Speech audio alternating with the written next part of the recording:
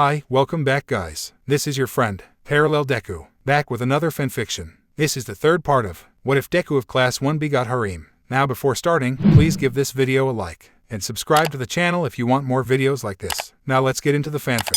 Mitsuki and Enko are close friends despite their contrasting personalities, and they have been close ever since they first met in middle school. Mitsuki was very thankful to have Enko in her life. If not for the green-haired woman's influence, Mitsuki would never have gotten the good grades she needed to get into college. She would never have pursued her passion for fashion design. She would have never given Masaru the time of day if Enko had not convinced her to give him that first date. Mitsuki also liked to think she had a similar impact on Enko's life. The green-haired women had always been maternal, sweet, and willing to see the best in others. These traits often got her labeled as the class mom, and they also made her quite popular with boys. Mitsuki did her best to keep the delinquents, players, and especially the pushy types of guys from taking advantage of her friend. Over the years, Mitsuki had seen Enko during some of the rare times Enko got angry. Mitsuki had been there when Enko disowned her parents for what they put her now late brother through growing up. When Hisashi wanted a divorce after Izuku was first diagnosed quirkless, Mitsuki had been there when Enko confronted Hisashi. In a world with people like All Might and Endeavor, Hisashi wasn't that strong, only able to breathe fire. But Hisashi was a giant of a man standing double Enko's height and had strength befitting his stature. Mitsuki had seen Enko freeze the veritable fire giant in place with a look and a tone that felt like a blizzard.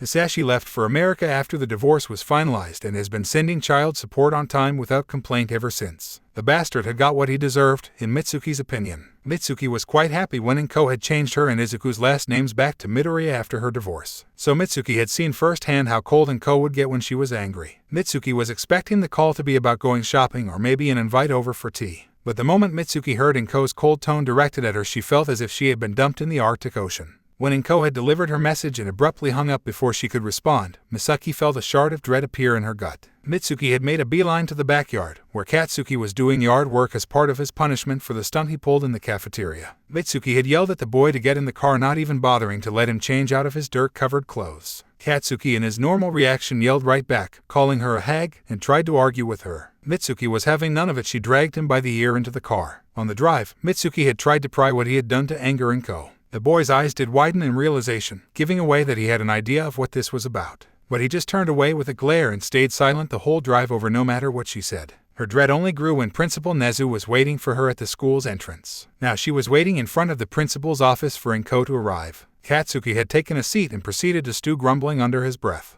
"Mrs. Bakugo, do you have any idea as to the reason for this meeting?" asked Nezu, wanting to know what was going on. "I honestly don't know. All I do know is that it has to do with my brat," answered Mitsuki bluntly. "Shut up, hag," grumbled Katsuki just loud enough to be heard. Nezu raised an eyebrow. They had spoken similarly when he spoke to her about the cafeteria incident. Before Nezu could comment, a chill ran down his spine and he could feel his animal instincts urging him to hide. The chimera in a suit instead stood as tall as his height allowed. "Hello, Principal Nezu, I apologize for the short notice, but this is not something that can wait," spoke Enko, her tone cold despite her politeness. "It is quite all right, please let us begin," said Nezu, opening his office and walking in, Mitsuki entering right after him. Katsuki stood and dragged his feet into the office, dropping himself into the closest chair. Enko sent a glare at the team before she entered, closing the door behind her. 30 Nezu's office 1XX. Mitsuki and Enko both took a seat in front of Nezu's desk while Katsuki sat in one of the seats closer to the exit.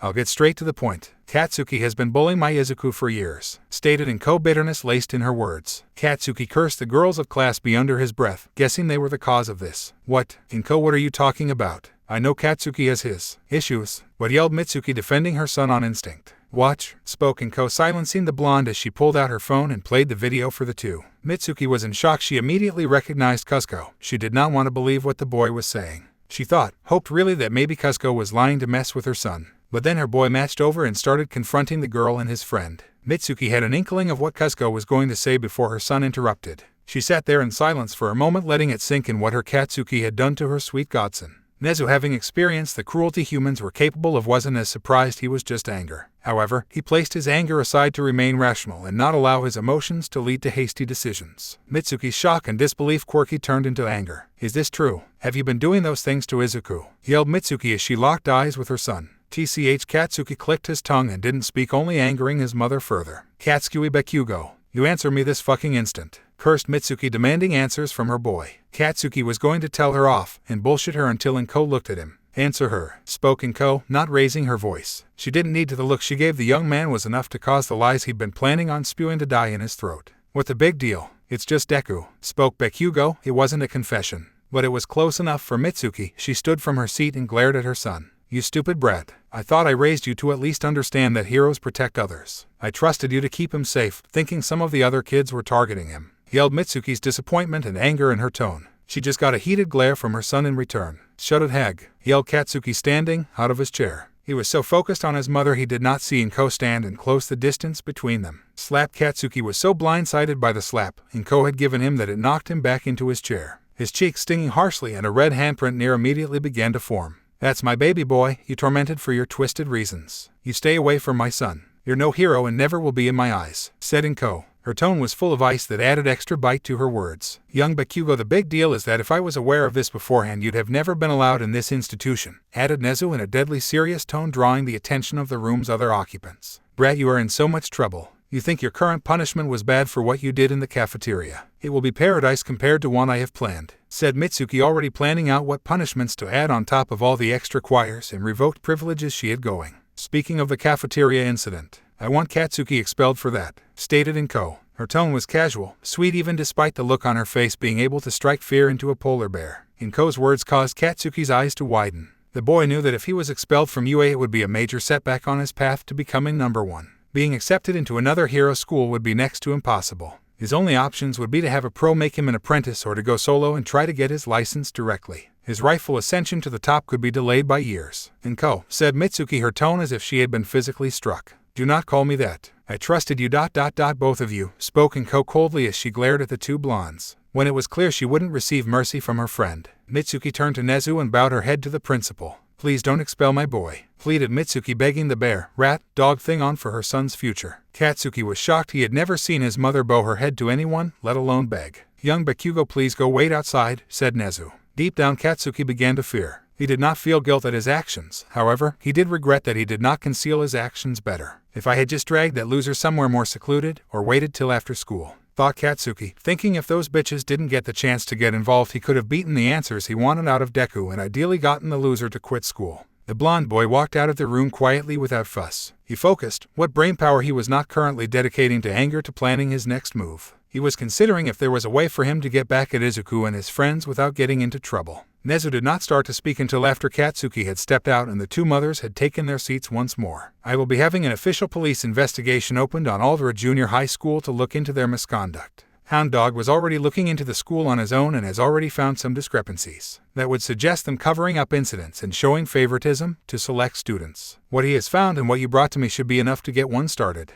informed Nezu, wanting to assure Inko that her son's former school would be dealt with swiftly. Regarding young Bakugo, I am sorry to say, but I cannot expel young Bakugo for his actions in the cafeteria, nor do I think doing now to be the best course of action, continued Nezu, his words causing Mitsuki to raise her head and from Inko to shift her glare to him. Why, spoke Inko. Her words were closer to a demand than a question. He has already received punishment from his homeroom teacher for the cafeteria incident. Vlad King had wanted the boy expelled on the spot for his actions, but Eraserhead advocated for a different punishment. As for the actions done in his previous school, those must be confirmed independently before any action is taken as per school policy, explained Nezu in a professional tone. Mitsuki sighed in relief her son's dream wouldn't be crushed outright. While Inko was not pleased, she still made a mental note to get Vlad King a gift. However, that does not mean he will not face repercussions. This is a very serious matter that calls into question his place here in UA and the hero course, began Nezu, his tone serious. In light of that, he will be prohibited from the upcoming internships and the hero work studies later in the year. He will be allowed to conduct community service under supervision instead if he chooses to.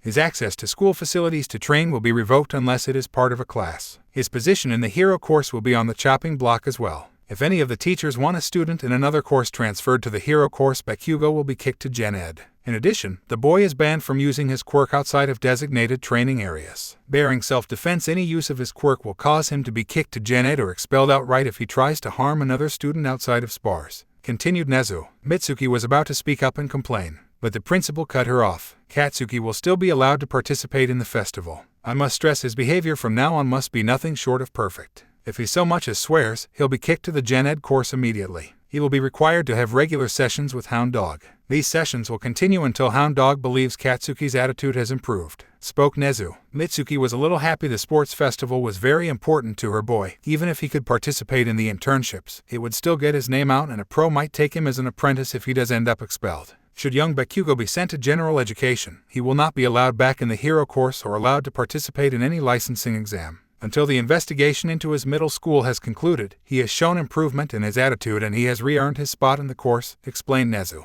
Mitsuki wanted to argue, but she knew that it would likely make things worse. Lastly, his position here at UA will be reassessed after the investigation is concluded. The results of the investigation will be placed in his permanent record. Also, depending on what is found, he faces possible expulsion, especially if he has shown no improvement in his attitude in that time. Am I clear? Finished Nezu, his tone serious and firm as he laid out the situation the young blonde was currently in. Yes, sir. Thank you, spoke Mitsuki, bowing her head once more. She had no real leg to stand on. She knew that her boy had been given a slim chance, but whether he would be willing to put the effort to seize it was up in the air. Young Bakugo has yet to complete the request to formally apologize to the students he attacked in the cafeteria. I would recommend he speak with Vlad. Do that at his earliest convenience, stated Nezu, shifting his attention to the Inko, who held a neutral look on her face. I am sorry if this is unsatisfactory, Inko. In truth, I have a far greater reason for not expelling the boy. I fear that if I was to expel young Bakugo at the moment, that he would do something extreme, said Nezu, his words getting a reaction out of the blonde mother. Hey, you make it sound like he'd become a villain, yelled Mitsuki, her anger returning at the principal's insinuation. He already is one, commented Inko without hesitation. Her words were a cold dagger to Mitsuki, dousing the remainder of the blonde mother's anger. Your son has proven with his actions so far that he is extremely volatile.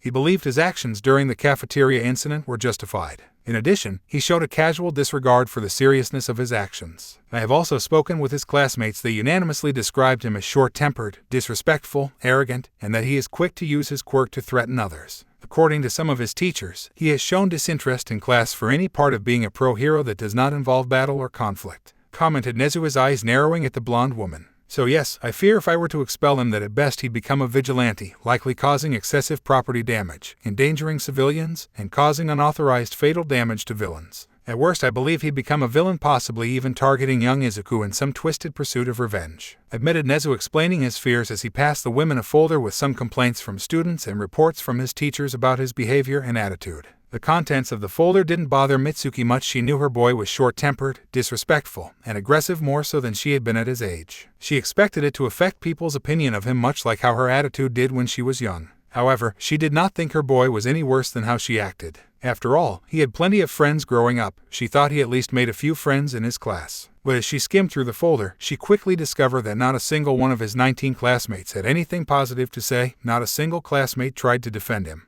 Mitsuki was ashamed at the words of the principal, mainly because she could no longer confidently say her son would never become a vigilante or a villain. So you think it's better to have him here in the school, where you can keep an eye on him and try and correct his behavior before he goes too far, is that it? Asked Inko, not wanting the boy in the same school as her son. But she could see Katsuki becoming a villain. As far as Inko was concerned, he already was one. She did not doubt that he would cause even more suffering if he was left to his own devices. Precisely as a hero and an educator, I must at least attempt to help this young man before it's too late. Even if we only prevent him from taking the wrong path when he leaves this school, I would consider that a victory, spoke Nezu honestly. The principal even lowered his head to the Midoriya matriarch. I still think Katsuki should be expelled. I do not like your decision, but I understand your reasoning. To be honest, if I wasn't going to be working here, I would have transferred Izuku to another hero school the moment I could, no matter his wishes. Katsuki will not get anywhere near my Izuku, spoke Inko. She was not happy with the outcome, but had a slightly easier time accepting it since she would be able to watch the blonde boy like a hawk. The revelation that Inko would be working at UA surprised Mitsuki, but she knew better than to comment on it at the moment.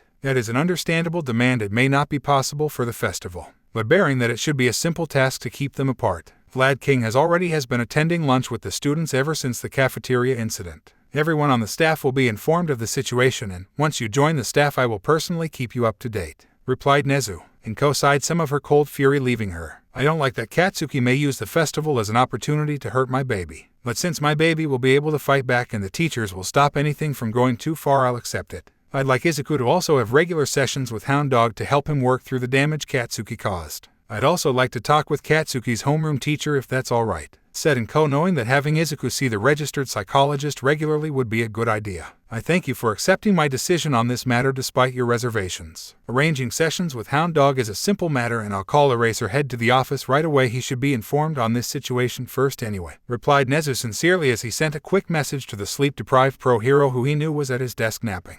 A reply came quickly from the pro-hero saying he was on his way. Mrs. Bakugo, I don't believe I have to say it, but your son is on very thin ice. Make sure he understands the gravity of the situation he is in. I shall be sending you a list of the conditions shortly. You may go, spoke Nezu. Mitsuki stood from her seat. I understand, thank you Principal Nezu, said Mitsuki with a bow before she turned to Inko. For what it's worth, I am sorry for what my Katsuki has done to your son, commented Mitsuki, catching herself from using Midoriya matriarch's first name. Inko did not reply. She simply sent another cold glare at the blonde woman before looking away. At the silent dismissal, Mitsuki left the office and closed the door after her. Inko, I do want to ask where you obtained this video. If I am not mistaken, that was young Takage in the video, correct? Asked Nezu as he hit a button on his desk, releasing a robot that began serving the two some tea. Yes, you are correct. She and some of the other girls in Izuku's class were the ones to give it to me. They were worried about him and couldn't stand by doing nothing. Answer Inko, accepting the offered tea. A commendable act. Your boy has good friends, commented Nezu, pride for those students swelling in his chest. Yes, he does, spoke Inko, a smile forming on her face for the first time since the whole debacle began. Now until he arrives, tell me more about Bakugo's homeroom teacher, asked Inko, her demeanor returning to a neutral tone. 30 Training Gym Gamma 1 p.m. 30. After Gran Torino had finished escorting Inko back to campus, the elderly pro hero went to Gym Gamma to observe Izuku's training. The gym had been altered by Cementos before they started training.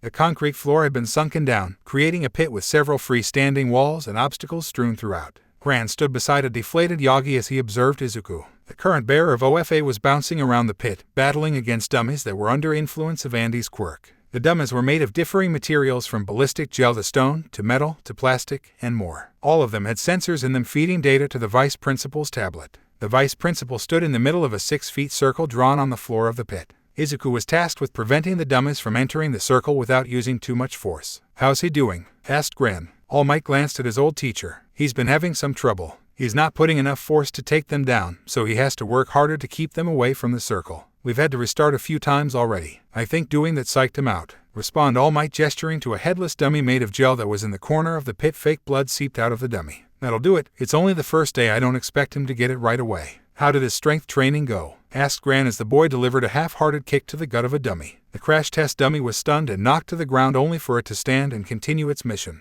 Young Midoriya exceeded my expectations. It appears he has been training to increase his percent OFA every day. He has even been doing isometric exercises during class. His dedication is inspirational, commented All Might. Pride for his successor was clear in his voice. Speaking of the boy, something happened today related to him, spoke Gran Torino. All Might's head snapped to his former teacher, his face voicing his desire for an explanation. The old man sighed, before informing the symbol of peace about what he had overheard less than an hour earlier. 32 hours later. 30. Horn. The sound of the air horn in Andy's hand caused Izuku to stop. The hero in training panted, trying to catch his breath as he looked to see two dummies had entered the circle, meaning the villains had gotten to the civilian. Izuku looked sad about failing at the task for the 6th time in a row. How about a quick break, Midoriya? Then we can run this one more time, before switching to Gran Torino's training, spoke Andy, a reassuring hand on the boy's shoulder. Yes, sensei, replied Izuku as he and the vice principal both exited the pit. The teen grabbed a water bottle he'd brought and took a big gulp. The cold liquid was quenched the thirst he had grown during his training.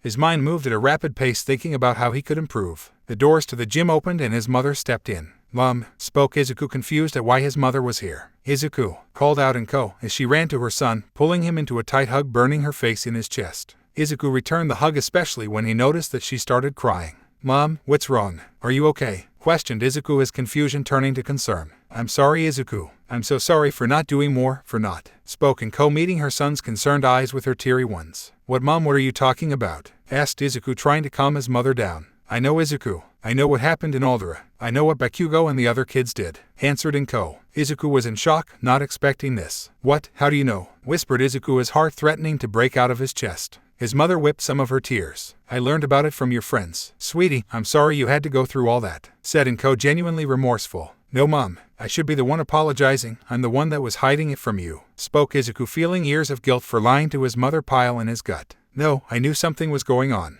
I should have pressed you for the truth. But why, baby? Why did you hide it from me? I could have done something, anything to fix it. I could have switched you to a new school, or we could have moved, stated Inko, getting teary-eyed. I didn't want to worry you more than I already did. I was quirkless, Mom. I saw how stressed and worried about me you were, how much you started to stress eat. I didn't want to add more worry, more weight to your burden, confessed Izuku. Izuku, you don't think of yourself as a burden, do you? Questioned Inko, shock, realization, and dread swirling within her. Izuku looked away and stayed silent. Inko made it so her son would look at her. Izuku, you have never been a burden. Please don't think of yourself like that. Sweetie, you are my son, you are the only family I have left. You are the most precious thing in my life, spoke Inko as she met her son's eyes. Mom, divided by Izuku, yelled both the Midoriyas at the same time, before they embraced once more and proceeded to burst into tears. A truly astonishing amount of tears was released. At this rate, the school may get a new pool, thought Andy, watching a stream of tears flow into the pit. The pro heroes allowed the small family a moment. Eventually, All Might approached the small family first and got their attention. Young Midoriya, would you like to skip the rest of your training for the day? Asked All Might, thinking the boy could use some time with his mother. No, All Might, I'd like to keep training.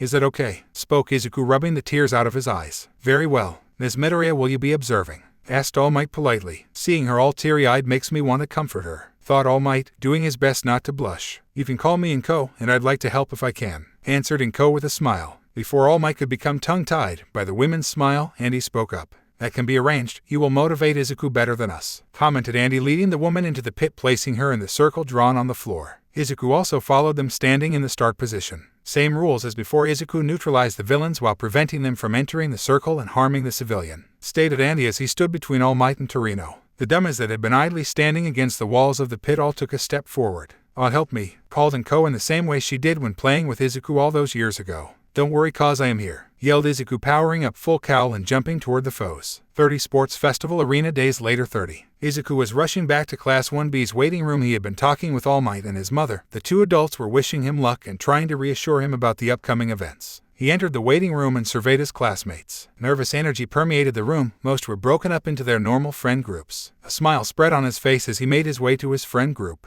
Izuku's mind wandered to the progress his week of intense training had made. He was particularly happy with his progress with Float. He was honestly excited to show off what he could do with it now. But he planned on keeping Float and Ace up his sleeve till the one-on-one matches later in the festival. Same goes for his new application of Thunderbird's quirk. Izuku did not doubt that if he gets to the tournament section that he might have to face Bakugo. He was a little scared, but on some level he wanted it to happen. I have to face him, I have to stand up to him, I have to beat him. I can do it, I'm not weak like before, thought Izuku, knowing that he'd have to confront his former friend at some point. Izuku looked at his friends. They were all trying to psych each other up. They had all hung out on campus during the rest day before the festival. Most of his friends were quite happy to say that some of the suggestions he had given them worked, but they kept the specifics a secret, saying they were saving them for the festival. The girls had also come clean about what they did regarding Bakugo. Izuku had mixed feelings about the situation at first, but after Hound Dog, All Might, his mother, and his friends had all told Izuku that this was Bakugo facing the consequences of his actions, and Izuku had eventually come to agree somewhat.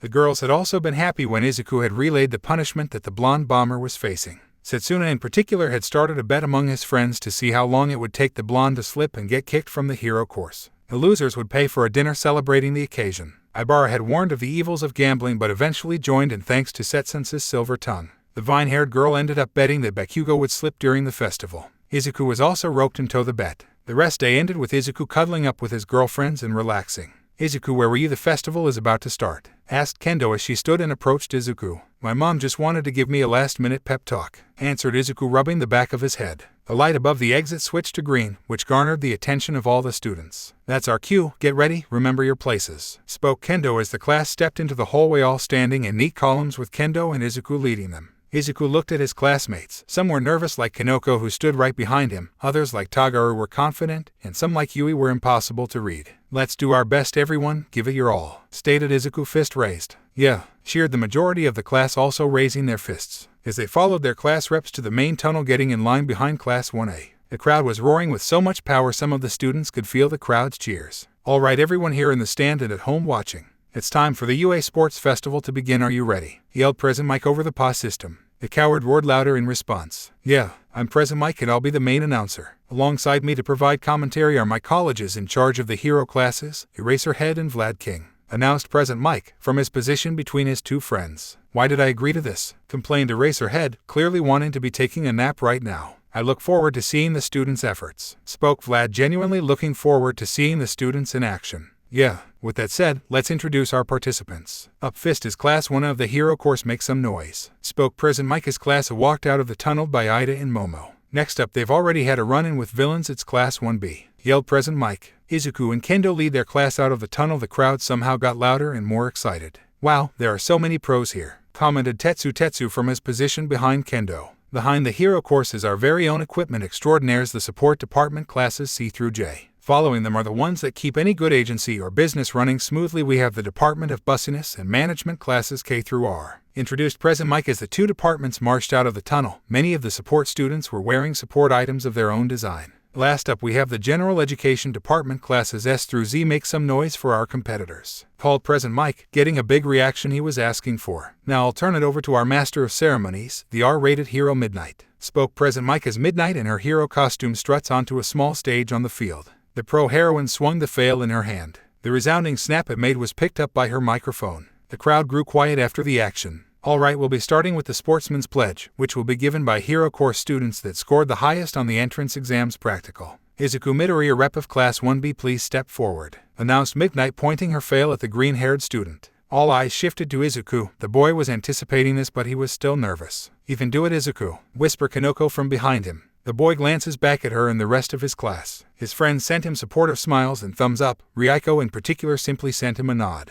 He faced the stage and did his best not to show his discomfort at the attention. He walked onto the stage and stood in front of the provided microphone. Kendo seemed to signal that he should take a deep breath. Izuku took her unspoken advice, and after letting the breath out he looked at the crowd. His eyes eventually settled on the student as he began. It was when I first understood what the word meant ... that I knew I wanted to be a hero. I watched them in whatever manner I could manage. I learned about them, not just their quirks or how they fight, but all the different ways they went out of their way to help people. My friends say I'm a big hero fanboy. Izuku prattled on, receiving an occasional chuckle from his audience. I wanted to be like them, not for the wealth or fame, but for the simple desire to help people, and to strive to save them with a reassuring smile, to give them hope. Now I stand here at UA, the hero school that I've lived in the shadow of for my entire life. I'm one step closer to stepping out of that shadow, and I'm surrounded by others working toward the same goal, continued Izuku as he shifted his gaze to the crowd in the stands. To the people in the stands and those watching at home, I promise to give it my best today, and I ask that all my classmates, regardless of their course, follow suit. I'll want all of us here to show our skill, our dedication, and our strength. Prove to everyone watching that we can be the heroes of the future. To show all of Japan and the world at large that, spoke Izuku. The passion in his voice was clear. We are here to be heroes, yelled Izuku with all his heart. Izuku was not used to making speeches. In fact, this had been the first proper one he had done, so he was not expecting such a good reaction from the crowd or his schoolmates. The cheering and applause genuinely surprised the green-haired student.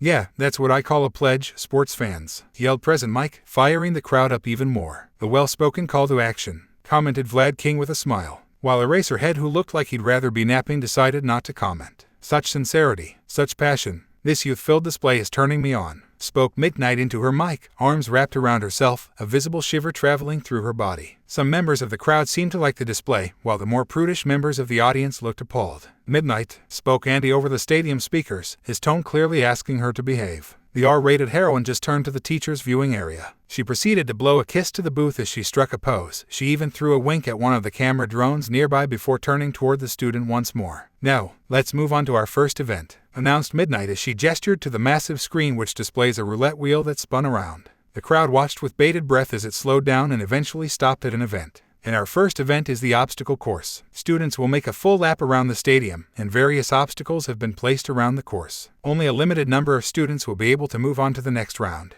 As long as you stay on the course, anything goes. Students on the line, please. And no activating quirks until the race begins, explained Midnight, gesturing to the start line. All the students lined up, and the Hero Course students were all scattered near the back of the pack due to the other courses blocking them from getting to the front. Izuku was surrounded by students he had never met. His class had been broken up in the crowd. He could make out the location of several of his friends, the closest of which was Kanoko, who he almost missed in the crowd due to her short stature. She also seemed to have spotted him and gave him a shaky but reassuring smile. Izuku returned the smile with one of his own before a robot drone carrying a large light bar started to descend from above. The drone stopped hovering just above the tunnel out of the stadium. The light bar lit up bright red. The first obstacle is the tunnel. There will be a pile-up, thought Izuku, OFA flowing just under the surface, ready to answer him in an instant. Everyone around him was readying themselves to spring into action. He was so focused on the start light he failed to notice his blonde-haired tormentor in the crowd. Bakugo sat up nearby, arms outstretched ready to blast off. I need to pace myself, 5% should be good for now. I'll save the new baseline for when I need it, thought Izuku, planning to conserve some strength if possible.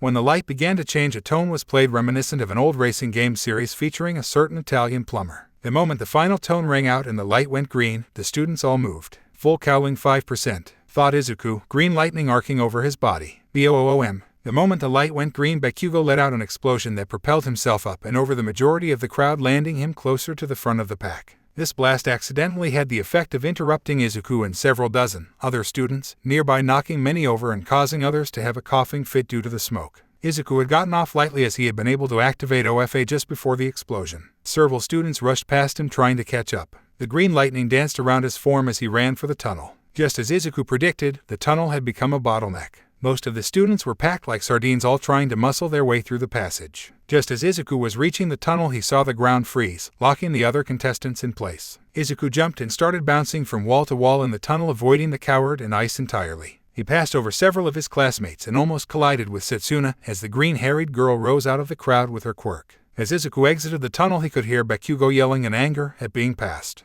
DEKU, yelled Bakugo in anger, using his explosions to chase the green-haired boy. Izuku didn't even spare the irritated blonde a glance as he was focused on the path ahead. As Izuku landed near the end of the tunnel, he spotted a single student ahead of everyone. He identified that student as Shoto Todoroki, whom he remembered from the battle trail footage of 1A. The ice cracked and shattered with his landing, causing Todoroki to look back. Izuku could make out the scowl on Todoroki's face. Todoroki was clearly frustrated that people had gotten through his ice. Izuku wouldn't let Todoroki pull ahead of him any further. Before the dual-haired boy could even turn his head back, Izuku, in a near blur of green, was already almost on top of him. Todoroki's mismatched eyes widened in surprise, so shocked was the boy that his left side had whips of fire form. But the fire receded as fast as it appeared as Todoroki's mismatched eyes narrowed. Todoroki sent a blunted pillar of ice at Izuku, intent on knocking him away. Izuku simply jumped and used the ice as a stepping stone to launch himself up and over Todoroki. In a display of speed and agility, Izuku Midoriya moves into the lead. He is the first to enter the first obstacle, the Robo Inferno, announced President Mike. The same robots used in the entrance exam will do their best to stop you all here, added President Mike, getting a cheer from the crowd. The villain bots that caused Izuku to freeze in fear not even a month prior couldn't even get him to flinch. Izuku destroyed a dozen villain bots as they tried to intercept him. The boy could hear quirks going off behind him as the rest of the students engaged the robots. As he neared one of the giant zero-pointers, Izuku felt the temperature behind him suddenly drop. The scene of Todoroki freezing a 6-story building in an instant during his battle trail flashed to the front of Izuku's mind. Having a good idea of what was about to happen, Izuku dove to the side, getting out of the path of a stream of ice. Holy! In a display of power, Todoroki freezes a zero-pointer and uses the opportunity to move back into first place. "Eraser, what are you feeding this kid?" commented President Mike, his surprise at the display clear in his voice. "Wow," spoke Izuku, gazing at the frozen zero-pointer. Todoroki ran under the colossal construct's legs and moved back into the lead. Izuku got to his feet and was about to run to contest the lead when he saw the zero-pointer start to tip. Todoroki purposefully left it unstable, thought Izuku. Izuku spotted Ibara, Itsuka, Tetsu, and Kirishima in the danger zone. They were dragging some Gen Ed students to safety. They won't make it, thought Izuku, panicked. Kendo and Ibara seemed to have come to the same realization and tossed the Gen Ed students out of danger. Izuku forgot about the race and rushed toward them. Izuku knew that Tetsu and Kirishima could survive the impact. So Izuku scooped up the other two and got them to safety just as the multi-story robot slammed into the ground with an earth-shaking thud, kicking up a massive dust cloud. "Itsuka, Ibara, are you too hurt?" asked Izuku, concern in his eyes as he looked them over. "And Midoriya prioritizes the safety of his classmates over fighting for the lead," commented President Mike. Vlad, seated in the announcer's booth, frowned at the Todoroki boy's stunt and planned to talk with Eraserhead when the next intermission started. "Yes, I am fine, thank you, Midoriya," spoke Ibara, her face scarlet as she had a hard time looking him in the eye. "I'm okay, thanks. Let's get back to the race," responded Kendo, punching Izuku in the shoulder in forced playfulness, before she ran, trying to hide her red face. "Okay," spoke Izuku, confused before he crouched a bit and with a series of mighty leaps, made his way across the carcass of the zero-pointer. He passed Tetsu and Kirishima, who both popped out of the machine like a pair of tiny chest bursters. Todoroki have reached the next obstacle, the gauntlet. Students must make it to the other side of the obstacle. If you get the orange paint on your chest or back, you're out, announced Vlad King, explaining the next obstacle. Izuku neared the next obstacle. It was a series of platforms that formed 3 separate paths over a lake of orange paint. Several columns rose out of the lake and had gun-like turrets atop them. Some of the platforms also seemed to have protrusions that can be used as cover. Todoroki was already halfway across and with many other students behind him. Todoroki was using his ice to block shots from the turrets. The platforms also seemed to rapidly sink, covering those that stood on them too long or those cowering behind covered in paint. The turrets also seemed to have different reload times. Many students seemed to fail at this challenge, getting hit by multiple turrets or falling into the pool of orange. Izuku took a moment to observe as more students ran past him into the gauntlet and were eliminated nearly as fast. "Out of my way, you fucking losers," yelled Bakugo as he flew low, knocking over several others before increasing his altitude so he could simply fly over the gauntlet. The blonde bomb was immediately targeted by several turrets that were distinct from the normal ones. The RRRRRRRRTTTTTTTT. A veritable wall of paintballs was shot at Bakugo. The blonde bomber attempted to take evasive maneuvers, but the sheer volume of fire directed his way was too much. One of the rounds clipped in a leg, knocking him off course and almost causing the blonde to fall into the lake. Instead, he crash-landed into a group of students. It seems Bakugo tried to fly over the obstacle. Though we can of you, students, just avoiding this challenge altogether. So we have dedicated anti-air turrets to punish naughty children. Comment Midnight with her normal seductive tone. Speed is not enough. I need a way to block those projectiles, thought Izuku as a plan formed in his head. Looking around, he spotted the partly destroyed remains of a villain bot. Izuku tore one of the armor plates off and used some wiring to use as a handle, before facing the challenge ahead. Full cowling 8%, thought Izuku, powering up to his new baseline power level. With the shield raised, Izuku sprinted over the platforms, using the shield to block the turret's shots. Izuku surprised many of his fellow students as he leaped over or dashed past them in a green blur. This spurred other students to pick up the pace to catch up to him. Izuku spotted Bakugo running ahead. Izuku thought of one of the hero movies he had watched with his girlfriends and decided on a course of action. On your left, yelled Izuku as he picked up the pace. He had already passed Bakugo just as the blonde looked back. The action caused a pleasant sensation in his core, which overwhelmed the ball of fear he got from it. Get back here, DEKU. The blonde's yelling faded as Izuku pulled ahead. What a huge upset. Midoriya is closing the gap with the front runners. He's already back in the top 20 and isn't slowing down.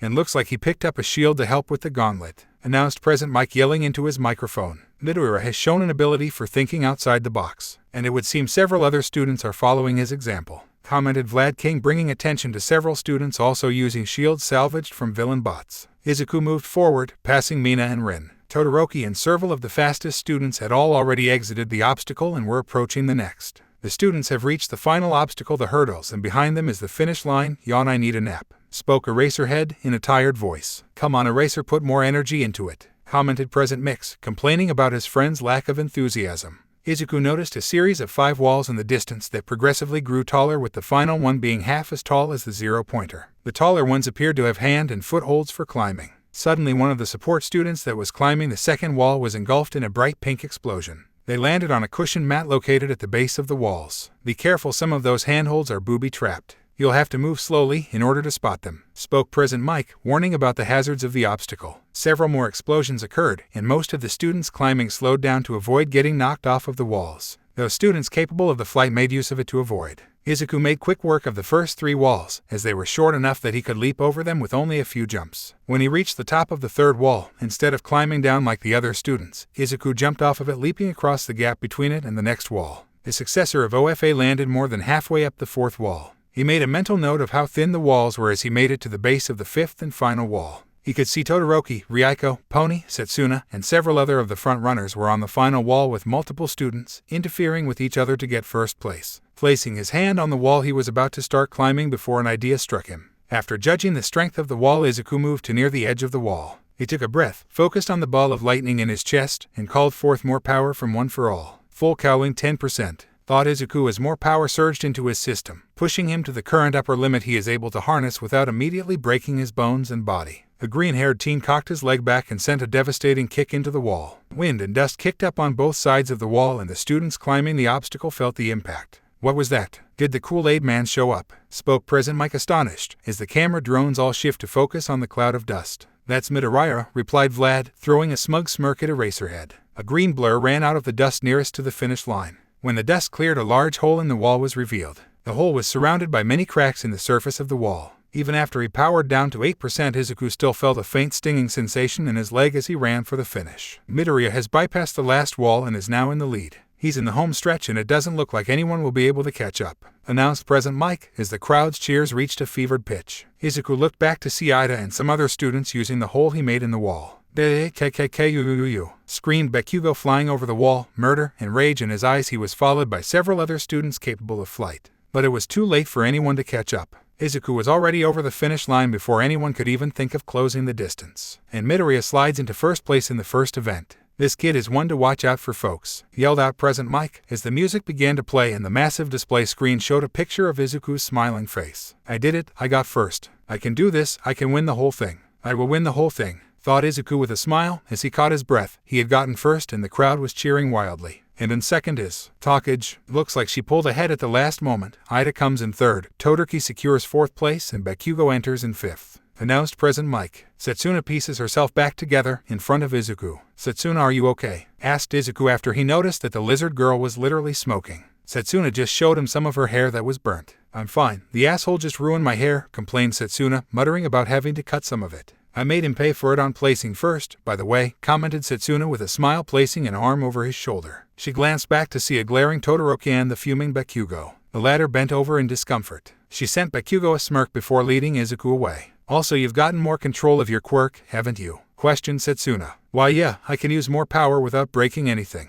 I even have a surprise for later, spoke Izuku, happy about his progress, but a little nervous from Setsuna's proximity. A surprise, huh? Mind enlightening me? Asked Setsuna, genuinely curious. Izuku shrugged off her hold and looked at her. Now where's the fun in a surprise if I just told you? Spoke Izuku, with his best impression of her teasing smirk. Setsuna placed a hand to her mouth, seemingly holding herself back from laughing at his antics. One by one Izuku watched as his classmates in 1B crossed the finish line, most of his friends congratulating him for finishing first. However, the most notable moment was when Kinoko crossed the finish line. Kinoko, is that you? Questioned Pony. Normally she and Kinoko were about the same height, but currently, Pony had to look up at the girl. The mushroom was a foot taller, she appeared to be more toned and more mature, and her female curves were more pronounced. Why yes, replied Kinoko, stuttering, which gave off an odd feeling given she looked like she was in her mid-20s at the moment. The boys were blushing at the mushroom girl's looks. Girl, you've got curves like midnight, how'd you do it? Asked Setsuna. Kinoko held out her hand and a red and white mushroom grew in her palm.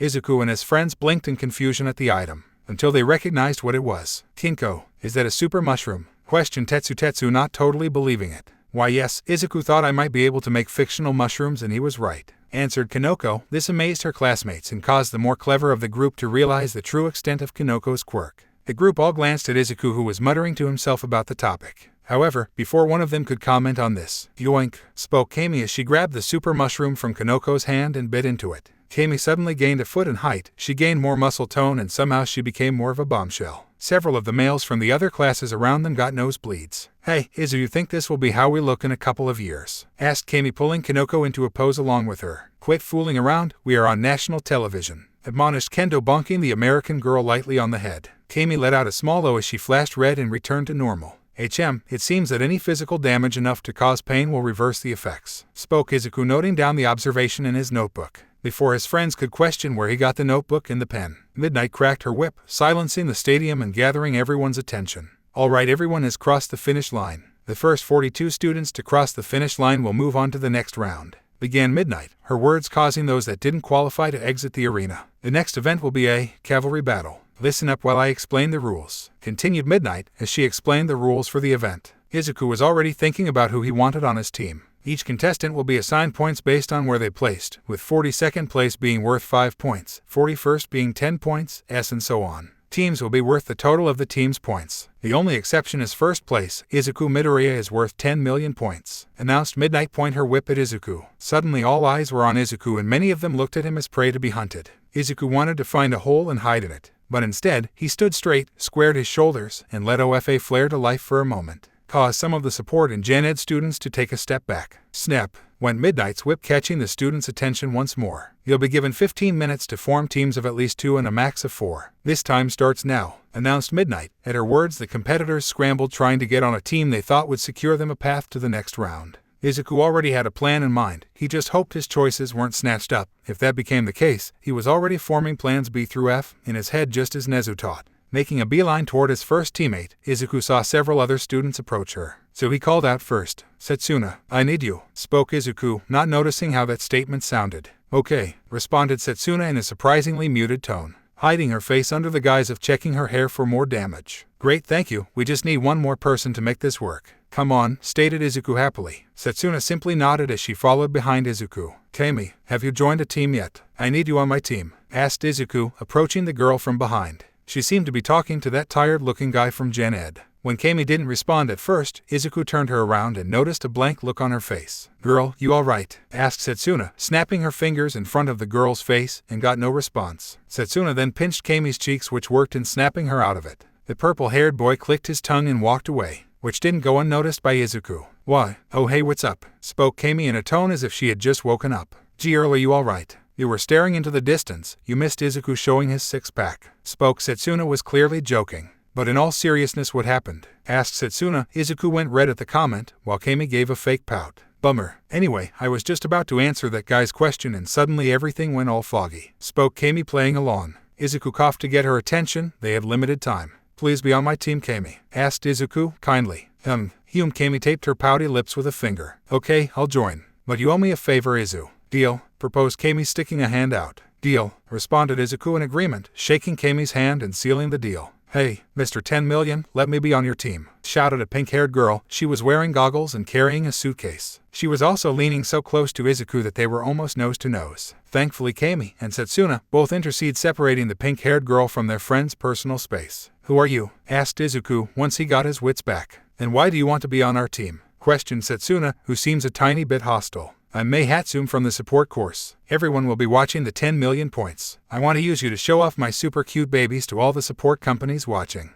Explained Mei as she tried to get closer to Izuku to show him her gear, only for Setsuna and Kami to block her path. We're good, fam, spoke Kami, cutlery and with a sickly sweet smile preventing Izuku from getting a word in. Yeah, why don't you take your babies and go take advantage of someone else instead? Added Setsuna in a more stern tone. Mei was not the brightest in terms of social interaction, but she knew a refusal when she heard one. The support course girl grabbed her suitcase and walked away in a huff. 5 minutes remaining, announced Midnight. Looks like we're running low on. We need anyone else, Izu? Asked Kami, looking around to see if there were still even any students not in a team. It would be nice, but it's unnecessary. We can win with just the 3 of us. If all goes well, no one would even come close to the 10 million, answered Izuku, who unnoticed to him had a smile that would make Nezu proud on his face. You sound confident you have a plan. Don't keep us in a dark spill, commented Setsuna, a large toothy smile on her face. Alright, here's the plan, spoke Izuku as he started relaying his plan. Alright, time's up. Teams get ready for the start of the cavalry battle, spoke Midnight. The students participating all scattered around the arena, moving to their designated start points. Izuku looked around at some of the other teams as he and his team moved to their designated start point in the center of the arena. He saw Tetsu, Kendo, and Riao, who looked to be the horse, with a now normal-sized Koko appearing to be the rider. He saw that Momo, Ida, Takoyami, and Shoto had formed a team. He'd have to watch out for them. He was confused when he saw Jiroda and Pony in a team with Ajiro and the purple-haired Gen Ed student that challenged the class. He noticed that besides the Gen Ed student, the others were all walking rather robotically. Izuku's eyes narrowed while his analytical mind began to dissect the purple-haired boy. That's hella strange. How did that asshole get a team? Mused Kami, confusion in her tone. Izuku's attention shifted to his ill-tempered former friend. The temperamental blonde seemed to have somehow convinced Mina and Kirishima to be on his team. Izuku knew Bakugo well enough to know that the blonde's pride would not allow him to be the horse. Bakugo would be the rider. I honestly expected him to get disqualified for not having a team. But it looks like his team is already regretting their decision, commented Setsuna as she pointed out how the blonde's teammates look like they are having second thoughts. Alright, riders, mount your steeds, ordered Midnight, not able to resist the innuendo. Izuku and Kami assumed the position to make the horse. You heard her, Izuku. It's time for me to mount you. I'm sure it will be a wild ride, spoke Setsuna in a suggestive tone and with a teasing smile. Setsuna mounted her horse and strapped on the team's headband. Izuku reacted in a fashion expected of a teenage boy. His mind immediately went into the gutter. Izuku's face went atomic red as Setsuna placed her hands on his shoulders, while Kami maintained her normal laid-back attitude. I call next ride, quipped Kami, joining in the banter. However, Setsuna noted the almost imperceptible blush on the American's face when she glanced at her. Okay, teams are set and riders are on the board, spoke Midnight as the Jumbotron displayed the top 10 teams with point totals beside them. Of course, the number 1 position stated Team Setsuna with a little crown next to the name. Looks like most everyone is going to beeline for us. Be careful with my body, Izuku. You'll have to take responsibility if you break it, spoke Setsuna in his ear. Izuku looked back at his 2 teammates, his eyes full of determination. I won't let anyone lay even a finger on either of you, spoke Izuku with confidence, after which he turned back to the competition, missing his words' effect on his teammates. Start the countdown, spoke Midnight with a flourish as a 10-second countdown started. Izuku's steely gaze met the cold gaze of Shoto, whose team was directly in front of them. Izuku tensed when the count reached 0. A horn went off signaling the beginning of the match. Izuku powered up to 10% and stomped. A cloud of dust exploded into existence around his team as their opponents ran at them. Before it dissipated, a dozen identical copies of their team ran out of the cloud going in different directions. The students that didn't know about Kame's quirk were greatly confused at the display. Uncertain as to which was the real one, the enemy teams all scrambled to give chase, hoping they chose the correct one. And looks like Team Setsuna has made decoys of themselves. They've thrown the arena into chaos, commented Present Mike, as some teams took the confusion to attack other teams. If Izuku wasn't so focused on avoiding bumping into other teams, he would have been a bit embarrassed at the fact he was carrying Kami in his arms, while Setsuna's headless body was practically floating on his back with her handless arms wrapped around his neck. The former was so Kami could focus on keeping the team invisible and silent, while also maintaining the illusions that distracted their opponents. The latter was so Setsuna's body would move with him as he ran around at 8% full cowling. Setsuna's hands and her head along with the 10 million headbands were floating high above the arena, well out of reach of the majority of their opponents, and barely noticeable to the teams and probably the audience since they were all so focused on what was going on ground level. Setsuna's mouth and one of her ears and eyes were laying on Kami's stomach, which allowed her to communicate with her team, providing information that her bird's eye view granted. Team Shoto is hanging back, looks like they are trying to figure out which one is the real us, but they are getting targeted by other teams. Koko looks like she ate another mushroom. She's kinda translucent and doesn't look like anyone can touch her. The rest of her team has split up and they're targeting other teams. Team Shinso is sticking to the edges and is targeting anyone who's distracted, and the dumpster fire just jumped off his horse to try and tackle an illusion, spoke Setsuna, her disembodied lips curling into a smile as she gave her team an update on what she could see. Thanks, Setsuna, let us know if you see anything else worth noting, and be careful, don't want anyone spotting you if possible, spoke Izuku as he hopped over a team that was moving fast and would have crashed into him, giving away his team. One by one the Ilsulians were discovered or expired until only 5 were left. The event was nearing the halfway point, and the source board had been shifting as points were lost and gained by other teams with only the top 2 spots unchanging. Izuku, Shoto is on the move, it looks like he's jump now, yelled Setsuna. Izuku, trusting her, jumped and barely avoided a sheet of ice that coated half of the whole play space, while looks like Team Shoto has frozen most of the field, trapping most of the competition. But what's this, all of Team Setsuna's duplicates are gone, and I don't see them anywhere, announced Present Mike. Kami, how are you? Are you up for phase 2? Asked Izuku once he was at a safe spot. Kami let out a breath, refreshing the illusion that was keeping them unseen and unheard. The halfway point has been reached. Better get a move on, my lovelies, said Midnight, causing the teams to scramble for more points. Yeah, I'm good, Prez. Watch as I make them dance some more, spoke Kami as she released more of her quirk's multicolored gas. To the competition, Team Setsuna appeared as if Kami's quirk faded. The illusion of Kami seemingly out of breath in Izuku's arms, and with a panicked-looking Setsuna on Izuku's back. Kami, yelled out the fake Setsuna. Sorry, I'm at my limit, Prez, apologized fake Kami, tricking the competition into thinking this was the real deal. What's this, looks like Team Setsuna's Utsushimi has run out of steam. They can't hide anymore, announced Present Mike as Vlad King looked suspiciously at the events. Don't worry, I'll take it from here, reassured the fake Izuku, breaking out in a run to the non-ice covered part of the arena, being chased by the most confident teams on the field. DEKU, that headband is mine, yelled out Bakugo in fury. I will show you that Class 1 is superior, yelled Momo as the rider of a team consisting of Asui, Shiro, and Sato. Shoto's team also jumped into the fray trying to pin Team Setsuna down. Bakugo and the other teams tried their hardest. Momo used several different quirks that he had copied from other contestants, including Bakugo's quirk, much to the bomber's displeasure. Bakugo repeatedly abandoned his team using his quirk to fly, not caring that he was letting off an explosion right next to his team each time he did so. Bakugo recklessly charged at the fake Team Setsuna repeatedly. To them it must have been like trying to grab a ghost. Every attempt at the fake's headband was dodged or missed entirely. Even Dark Shadow's attempts at the headband proved fruitless. The fact that the 3 teams were getting in each other's way did not help their situation. The clock was running down quickly and none were any closer to taking the 10 million headband. 5 minutes remaining,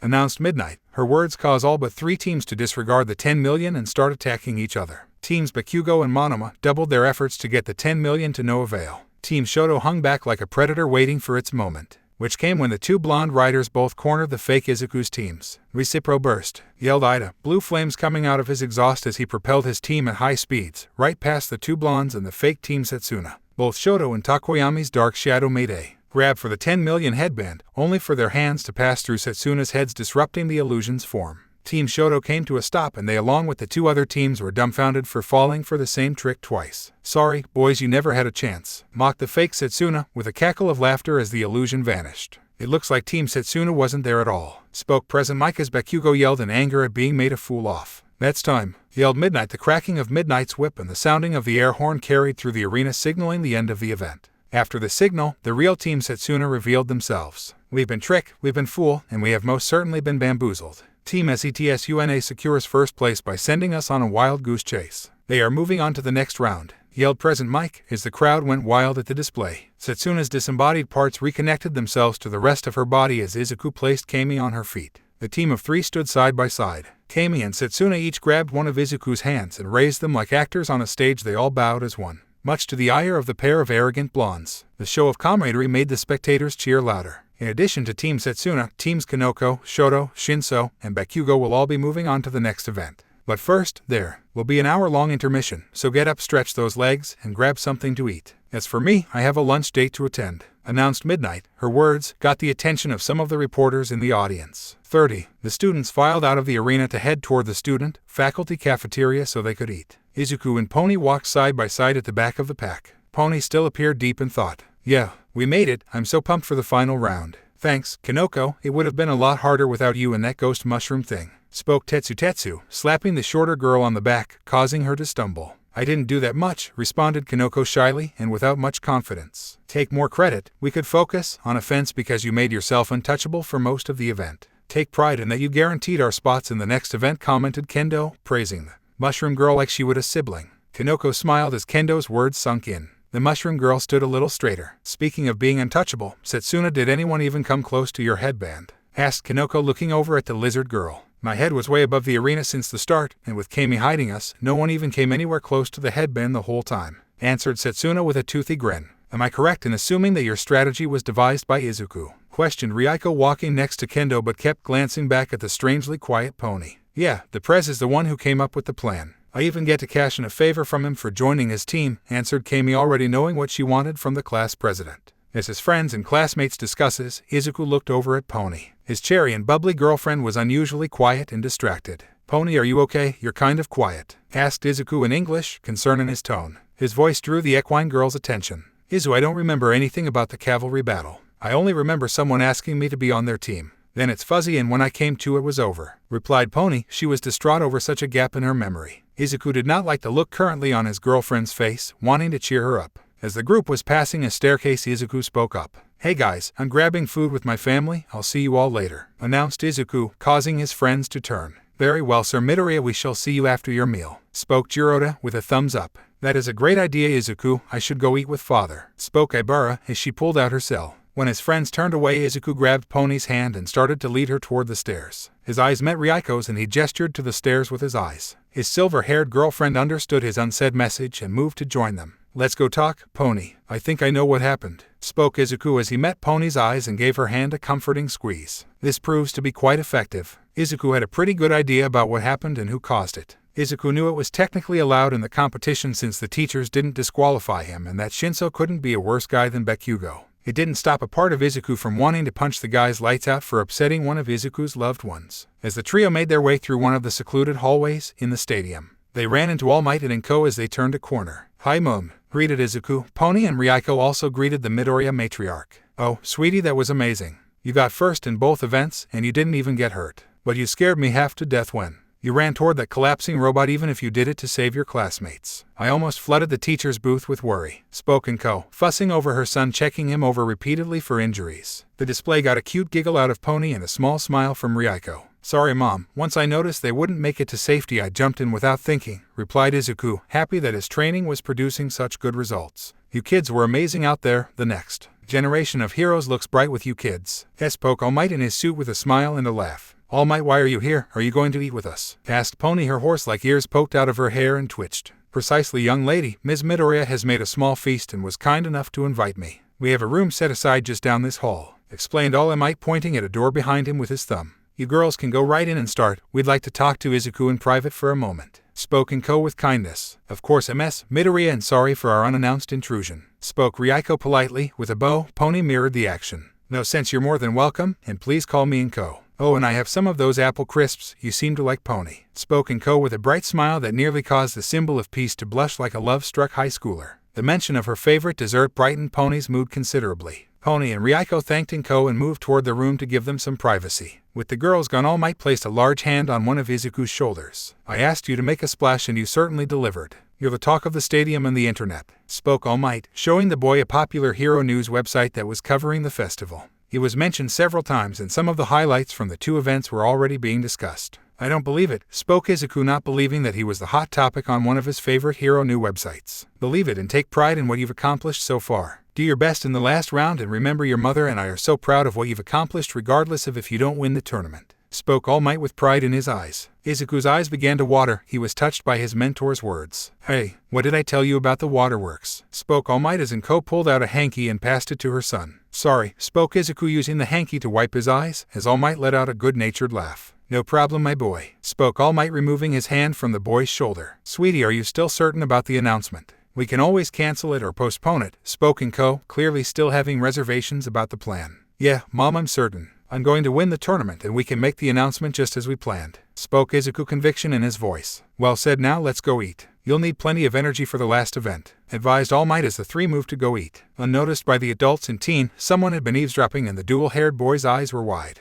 Midoriya is All Might's secret love child, whispered Shoto, shocked at the information he obtained. So shocked that he failed to notice a set of floating cloths dart away. 30 inside the room reserved by All Might 30. Your deduction was spot on, young Midoriya. Young Shinso's quirk does allow him to control those who have to respond verbally. It is impressive you deduced his quirk, its activation requirement, and its weakness with such accuracy. But it's to be expected from one of that can challenge Nezu in a game of wits, spoke All Might, taping on a tablet as Inko plated some food for him. That sounds like it could be abused quite a lot, commented Inko, understandable, a little off-put by the quirk. Your statement rings true, but it also applies to most quirks. It is quite a useful quirk. For de-escalation, for instance, its ability to end hostage situations is apparent, spoke Riao as she used a knife and fork to cut into a portion of her meal. Is it fair that I got into the finals? I wasn't able to give my best, but I get to move on while someone else doesn't, spoke Pony Clear, uncertain about whether she should withdraw from the tournament. Before Izuku or Riao could speak words of encouragement, All Might beat them to it. Pony, you placed well in the race with your own strength. If given the choice to do the Cavalry battle over again, I do not doubt that you'd give it your all. But we sadly cannot change the past no matter how much we wish for it. All we can do is move forward. You could bow out as you seem to be considering, or you could move on to the tournament and go plus ultra, leaving it all on the field. It is ultimately up to you to decide how you wish to move forward, advised All Might. Pony mulled over All Might's words before glancing at the others in the room, finding supportive looks. I'm going to go plus ultra, responded Pony, meeting All Might, steely gaze with a determined one of her own. 30 Class 1B Waiting Rooms XX. Izuku opened the door to his class's waiting room. He had rescued a text from Kendo asking him to come down as soon as he could. Pony and Riao had gotten their own similar texts. The two girls had gone ahead as Izuku chose to stay behind to help his mother clean up and rush down once he was done. The room was empty. Most of the class was probably still in the cafe. Hello, Kendo, girls, called out Izuku. At his call, the door to the conjoined girls' locker room opened. The sight of his female classmates all wearing UA cheerleading uniforms caused Izuku's brain to be flooded with so many teenage hormones that it almost caused his brain to crash like a computer. His face was bright red as his brain was searing the sight before him into his memory. The uniforms showed off a lot. A short skirt showed off their legs, and a short top emphasized the girls' busts while also revealing their stomachs and some cleavage. Each of the girls seemed to be taking their current outfits differently. Kendo stood with confidence with her fit, muscular form. Yui and Riao were as unreadable as ever, but Izuku got the inkling that his spooky girlfriend was enjoying his reaction to her uniform.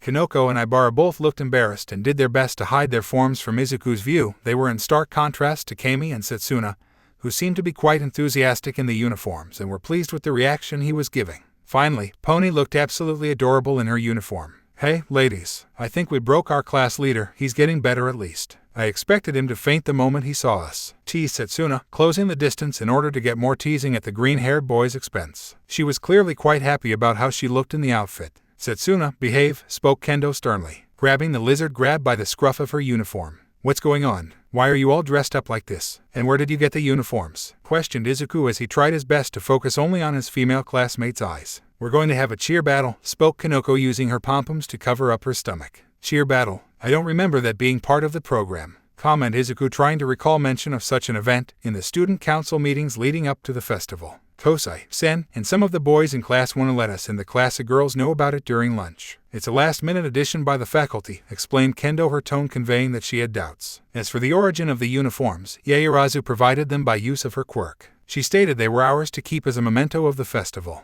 added Riao. Izuku couldn't resist subtly admiring how the uniform emphasized Ryako's wide hips and long legs. I even got her to make you a uniform so you can join us, press, spoke Kami. Her own uniform showed off her killer curves as she held up a male uniform for him, not wanting to show his shirtless body on national TV if he didn't need to. Izuku quickly pulled out his phone. Let me just confirm this with Vlad sensei, spoke Izuku as he sent a text to his teacher. Oh come on Izuku, I'm certain you'd look great in it, spoke Setsuna as she and Kami shared a glance at one another and grinned, and then they both started to move closer. Yeah press plus, you still owe me that favor right, spoke Kami, batting her eyelashes at him in an over-the-top manner. The chime of his phone was the answer to Izuku's unsaid prayers. The boy read over the text sent by his teacher. Vlad says there was no addition. Apparently he and the other teachers have no idea about this, explained Izuku, showing the girls the text. You mean there was no need for me to get into this sinful outfit? Complained Ibara, dropping her pom-poms as covered her blushing face. The outfits aren't sinful, I think they look nice. Izuku, what do you think? Asked Pony innocently as she trotted up to him.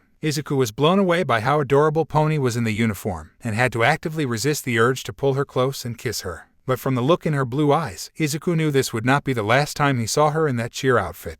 Yeah Prez, what do you think about our outfits? Asked Setsuna, pressing Izuku for an answer. You think Kaio will look graugus. Sarigata one agro snow. Bye, spoke Izuku in a rushed manner, as he turned around and marched toward the door with hurried steps and accidentally slammed the door as he left, leaving 8 blushing girls in his wake. 30 Arena Floor 30. After the punishment for the pranksters and the end of the intermission, the mini-events for everyone who didn't make it to the finals began. Classic festival games such as a 3-legged race, relay, scavenger hunt, and more were conducted for the next 2 hours. Izuku and the other finalists had all decided to not participate, making the wise choice of using the additional time to rest and cheer on their friends. But that time was over as the time of the tournament had arrived. Alright, it's time to see who's against who in the final event. We've gathered all the contests on the field, announced President Mike as the students stood in front of the stage. Ajiro, Ida, Bakugo, Kirishima, Shoto, Takoyami, Momo, and Mina all stood on their own, while Jiroda, Izuku, Setsuna, Kendo, Tetsu, Pony, Kami, Riao, and Kanoko all stood to gear, while Shinso stood by himself as the only student not from the hero course in the finals. Alright, the first round matches will be decided by lots, explained Midnight, pulling out a lot box. Excuse me, but I'm withdrawing, announced Ajiro with his hand raised, much to the shock of his classmates. It just wouldn't feel right. I barely remember anything from the Cavalry battle.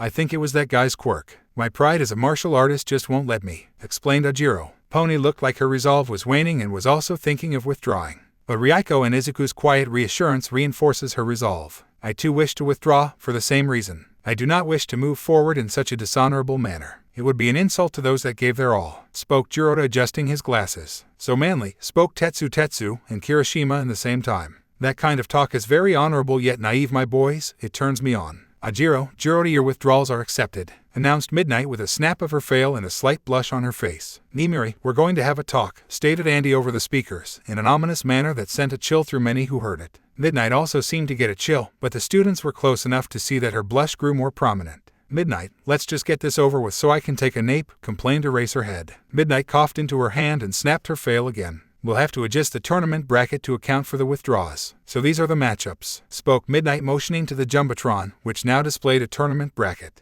Round 1 matches. Bracket 1, Izuku vs. Ida. Setsuna vs. Momo. Bracket 2, Bakugo vs. Kendo. Tetsu vs. Kirishima. Bracket 3, Shinso vs. Pony. Riao vs. Mina. Bracket 4, Kami vs. Takoyami. Shoto vs. Kanoko. Those in the first bracket please wait in the assigned ready rooms. Everyone not in the first bracket can spectate from the student booths, spoke Midnight, causing the students to clear the field. We'll be starting the match between Izuku Midoriya and Tenya Ida Shorty. But first, to help set the stage we have Cementos, continued Midnight as the cement hero moved onto the field with a pair of large robots that looked like walking cement mixers. With the use of his quirk, Cementos created a large rectangular platform for the students to battle on. Alright, the stage is set and we're jumping right into the action. So let's get ready to rumble, yelled out President Mike. The crowd went nuts as braziers lit up on one of the entrances to the ring. Now from the east gate, he's the youngest son of the family where you gotta go fast. It's Class 1 Deputy Rep Tenya Ida, announced President Mike as Tenya walked out of his gate and stood on his side of the ring.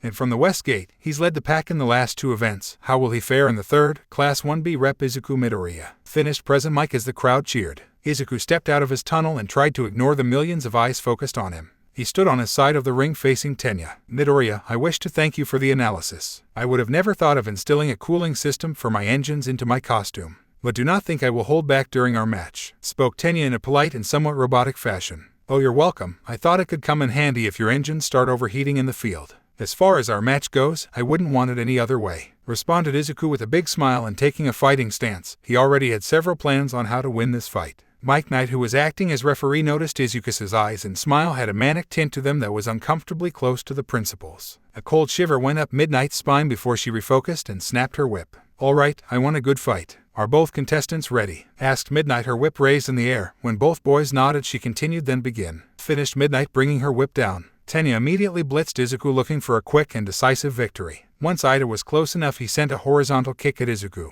Izuku, who was powered up with OFA, jumped over the attack and retaliated with a downward punch, forcing Tenya back. A decent-sized crater was left in the concrete stage. Izuku didn't let up. The green-haired teen threw out a barrage of attacks. Ida was forced to dodge his enhanced speed and agility, barely keeping him safe. Many of Izuku's missed attacks ended up causing craters, with Tenya also contributing to the marring of the ring with what few retaliatory attacks he could make. While these two are certainly making an exciting first match, I can barely keep up. Neither one has landed a clean blow yet. Eraserhead, Vlad, what do you think? Spoke Present Mike to his co-hosts. Eraser sighed before leaning closer to his mic. It's to be expected. Both students focus on being fast and agile. This match will be decided by who gets that fist clean hit in and force the other out of bounds, spoke Eraserhead as he lazily followed the two students as they made a circuit around the ring. I agree with my colleague. The first one to get a clean hit will win. But I believe this fight has already been decided, spoke Vlad as a smirk spread on his lips, having noticed something. Izuku's smile widened as his trap was set and ready to be sprung. Izuku was going to take full advantage of two of Tenya's weaknesses. The first was his tendency to get tunnel vision, and the second was his need for flat ground. Izuku kept up the pressure on Tenya, forcing the boy into position. Then Izuku feigned an opening. Tenya took the bait and his engine spit out blue flames. Bicipro burst, yelled Tenya, calling out his super move as he rushed forward at great speed, lashing out with a kick. Izuku's bones creaked under the strain of his quirk as he narrowly dodged Tenya's kick. Tenya then tried to slow himself down to continue the fight, only for him to lose his balance when his foot dropped into one of the many holes Izuku had been purposely leaving throughout the match. Tenya was just able to avoid falling out of bounds by the skin of his teeth. His arms waved about as he regained his balance. The speedster turned around to defend himself from his opponent, but just as he turned, Izuku lashed out with a powerful push kick. The air was driven out of the taller teen's lungs and he was sent flying back and right out of the ring. Tenya landed hard on the grass, disoriented and dazed. Tenya Ida has been knocked out of bounds. Izuku Midoriya is the winner, spoke Midnight, calling the match. Izuku helped Tenya to his feet, and the two exchanged a handshake before leaving the arena as Cementos repaired the damage done to the stage. And in an instant it's over. Izuku Midoriya, with clever use of the arena, comes out as the victory. Was he planning that from the start? Spoke Present Mike with excitement. Yes, he was. Midoriya has shown a great talent for strategy since his first battle training,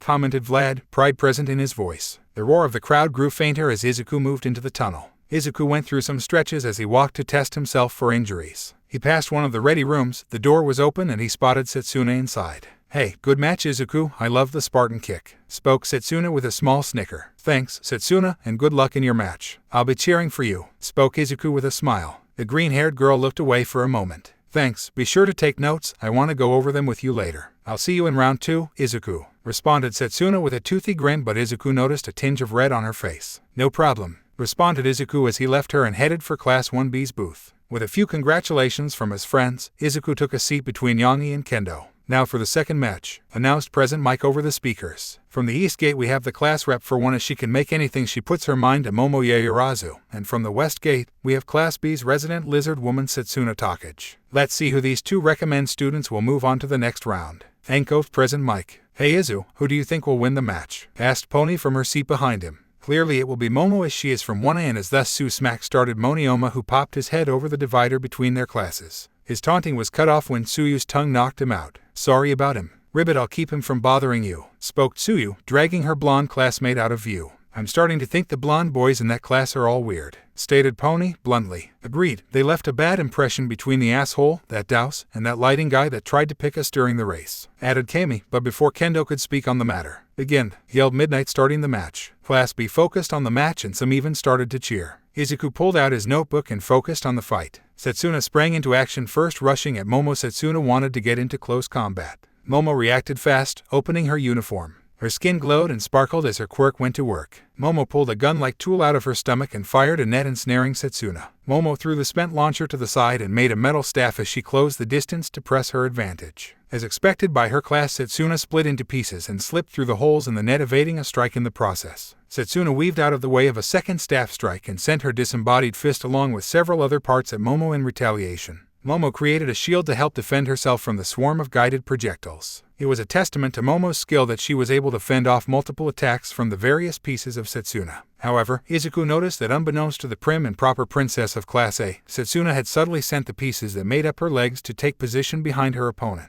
"I'll end this right now," yelled Momo as she used her shield to bat away the pieces assailing her. Momo closed her eyes as earplugs materialized in her ears as her stomach shined with her power once more. A flashbang grenade fell to the floor between them. Setsuna didn't have enough time to respond before it went off, blinding her. Before she could float her head far out of reach, the end of Momo's staff hit her, knocking Setsuna's head to the ground and giving the green-haired girl a headache in addition to the ringing in her ears. After blinking the spots out of her eyes and with a new headache pounding against her skull, Momo's staff was pointed right at her face only an inch or so away. "Yield," demanded Momo, a smile on her lips, happy at her victory. "Let me think, how about, don't bite," responded Setsuna, her words confusing Momo for a moment, which was all Setsuna needed to wrap her reconstructed legs around Momo's neck like a pair of snakes. Momo, in an involuntary action, dropped her staff and shield as her hands went to her neck to try to return her ability to breathe. Setsuna took the opening, used some of her spare pieces to knock the items away, and sent a mean punch to Momo's gut, forcing out what little air she had in her lungs. Setsuna tightened her hold on her opponent as Momo struggled more and more desperately, trying to remove the legs from her neck as she fell to the arena floor, struggling the whole way. But when that proved fruitless, Momo started striking out with her fists and nails. In her panic, she forgot to use her quirk. Before Setsuna's hands could restrain Momo's hands, her nails drew bloody lines into Setsuna's legs, and some of Momo's strikes would probably bruise. The lizard girl maintained her hold as Momo struggled more and more desperately. As the seconds ticked by, Momo's struggling grew weaker and weaker as the lack of oxygen took hold of her. Momo, however, did not give up. She continued to valiantly resist until she slipped into unconsciousness. "Yaoyorozu is unconscious, Setsuna is the winner," spoke Midnight, declaring the winner. Setsuna immediately let go of her hold, and Momo shot up, gasping for air, her eyes darting about. "You did great," commented Setsuna, after seeing the sad and dejected look on the face of Class A's rep.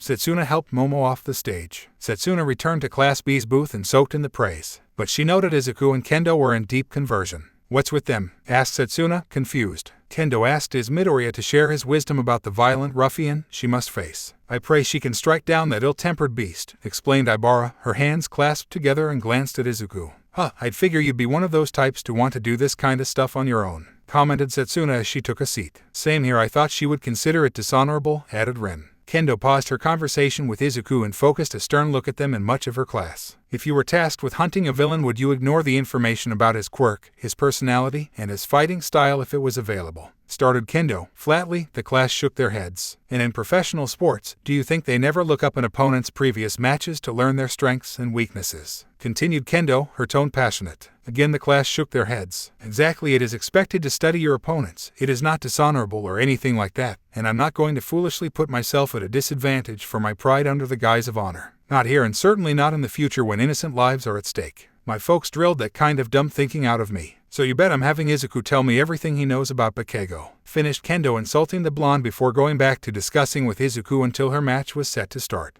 XXX sometime later 30. On to the next match. From the East Gate we have the blonde bomber of Class A Katsuki Bakugo and his opponent. She's the martial arts big sister of Class B Vice Rep Kendo, announced President Mike. Izuku accidentally snapped his pencil as he watched his friend and his bully make their way onto the stage. "You don't need to worry about her too much, Zuku. She's got this," spoke Kami reassuringly. "Yes, you must have faith in her ability," added Ibara, offering the boy a new pencil. "I know. It's just I know Bakugo. He's going to draw this match out so he can punish her. He doesn't just want to win, he wants to win overwhelmingly, to humiliate her as much as possible to prove his superiority," explained Izuku, speaking from years of experience. "This is my fight. I don't want to see others be hurt by him on my behalf," thought Izuku. "You have already disclosed to her as much insight into him as you could in the time you had. If he believes this match is already won, Kendo can take advantage of that arrogance," commented Yangi in what Izuku considered her soothing tone. "And if Kendo does lose, then that just means one of us has to finish the job of knocking some humility into the guy, Broderia," spoke Tetsu, slapping a fist into his palm. "Thanks, guys," spoke Izuku just before Midnight began the match. The moment the match started, Bakugo fearlessly charged his opponent, hands out to his sides and popping with his quirk. Kendo also charged him, her face a mask of focus and determination. "Die, bitch," yelled out Bakugo, swinging out with a right hook. Kendo took hold of his arm and stepped into Bakugo's guard.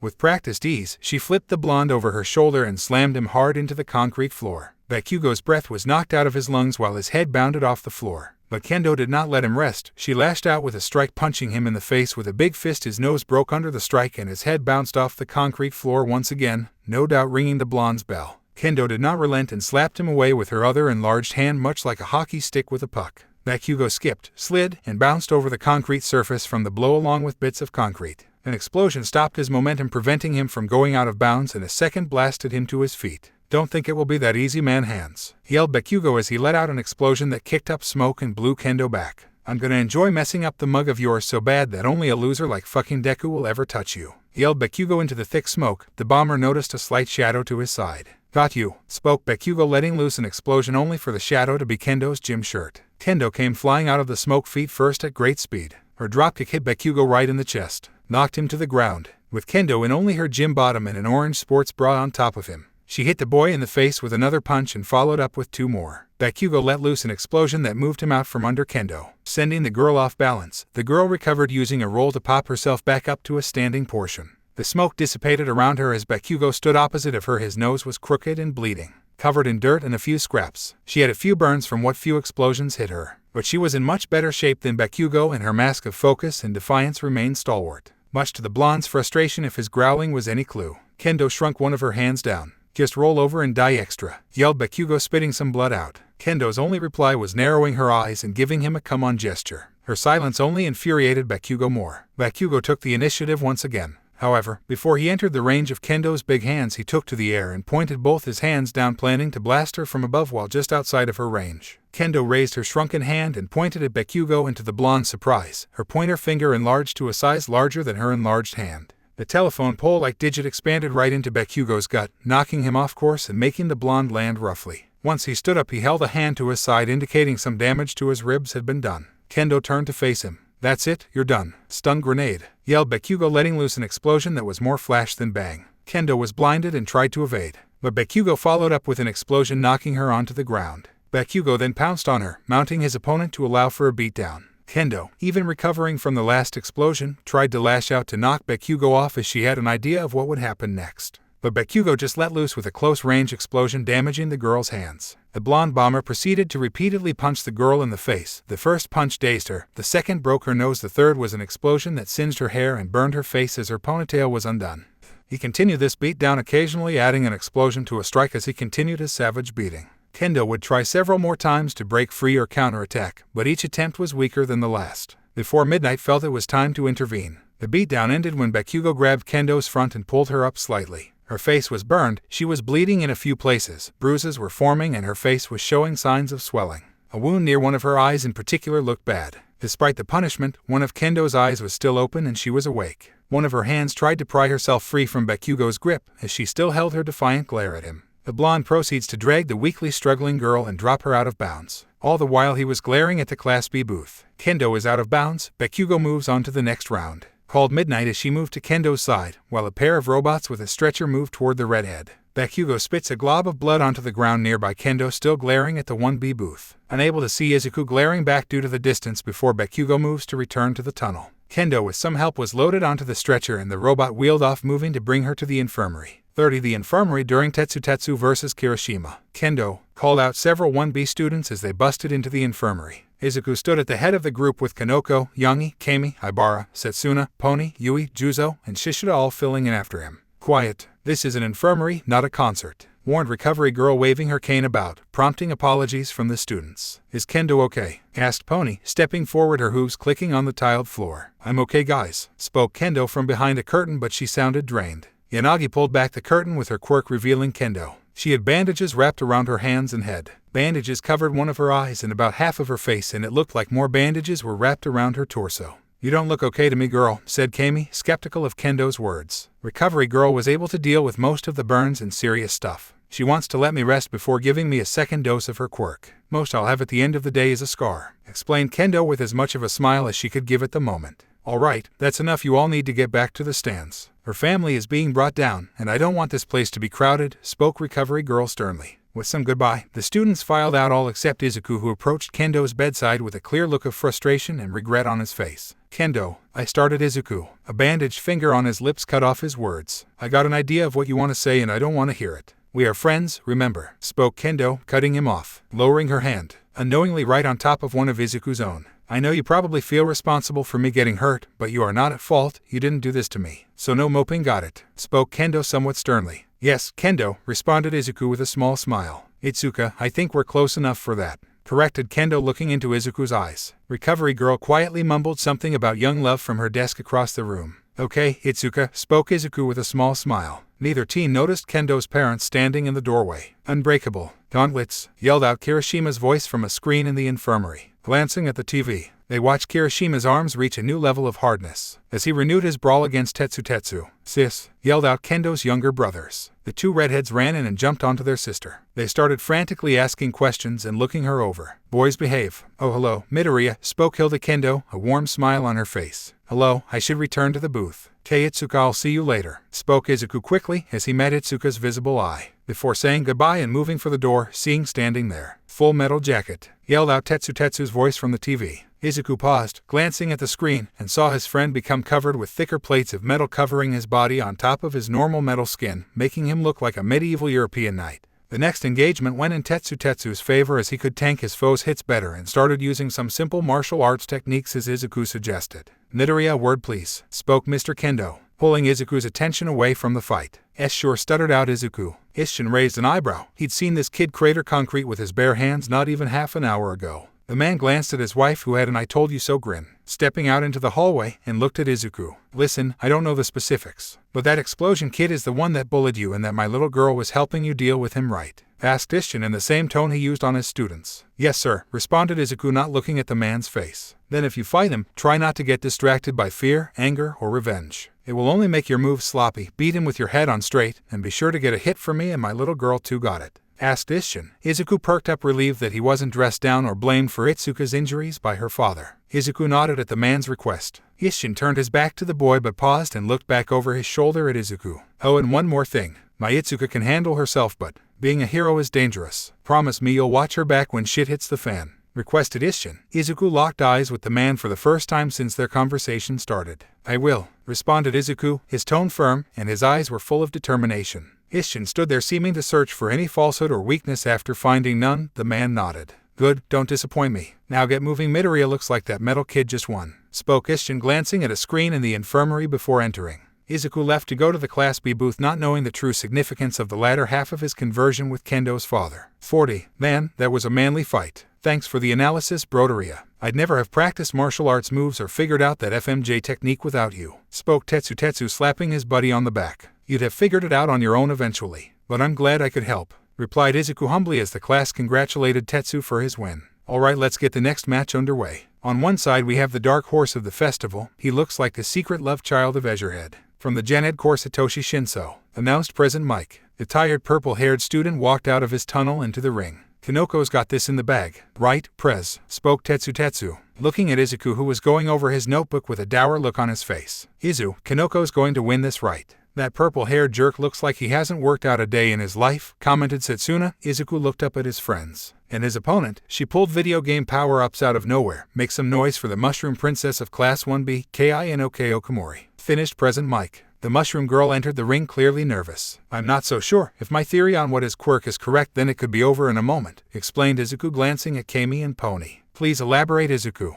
requested Yangi. Her face is neutral, but she was concerned for her friend. Begin, spoke Midnight, starting the match. Kinoko grew a power-up mushroom, turning her into her adult form. I think he has some kind of mind control quirk. The trigger is by talking to him somehow. The only way I know so far to break the control seems to be physical pain, explained Izuku as Kinoko consumed another mushroom. This time it seemed to turn her into stone, in a fashion similar to how Tetsu's quirk works. Kinoko then started to move towards Shinso with determined but cautious steps. You certainly seem blessed with that quirk of yours, started Shinso casually, hands in his pockets. His probing words caused the mushroom girl to pause. It's no wonder you and your classmates got into the hero course. You all passed that biased exam with those flashy quirks of yours, especially that plain-looking class president of yours, right? Continued Shinso. His later comment almost caused Kinoko to speak, but she stopped herself and renewed her approach with more speed. However, Shinso noticed that he hit a nerve, and without hesitation, he went to exploit it. With a quirk like his, it makes sense he got first in the exam and you made him class president. He has such a strong heroic quirk after all. He's probably had it easy his whole life. He properly has no idea what it means to be judged for something out, spoke Shinso, only to get cut off when Kanoko's stone first met his face. Shut up, he's not, yelled out Kinoko loudly at Shinso, who had been knocked to the floor. But she never finished her sentence, as she stopped mid-step, fist still extended from the punch. Shinso spit out some blood before staggering to his feet, his hand on his cheek. "All right, princess, I want you to turn around and walk off the stage," ordered Shinso, looking at the now brainwashed girl. Class B watched powerlessly as Koko turned around and began to robotically walk. "What's this?" Koko has turned around and is heading for the edge of the arena. "What is going on?" yelled President Mike in shock. Izuku and most of the class called out to Koko. But it was all for naught as Koko stepped out of bounds. "Koko is out of bounds. Shinso wins," declared Midnight, whip raised. After she finished, Koko seemed to regain her senses. Izuku and the rest of Konoko's friends stood up. "Stop. While I understand the urge to comfort Koko, please recall that she is quite bashful. Should we all go, the likelihood of us having a negative effect are high. I propose that Pony and I go as we are the closest to her," spoke Youngie, her words causing her classmates to pause. The class glanced at one another before they all looked at Izuku, obviously looking to him to make a call. Izuku hesitated for a moment, as his instinct was to go and help, but after mulling it over he simply gave a nod before reluctantly taking his seat once more. 30 Mina vs. Ryaikox XX. Alright, on one side, we have the dancing queen that's out of this world, Class 1A's Mina Ashido.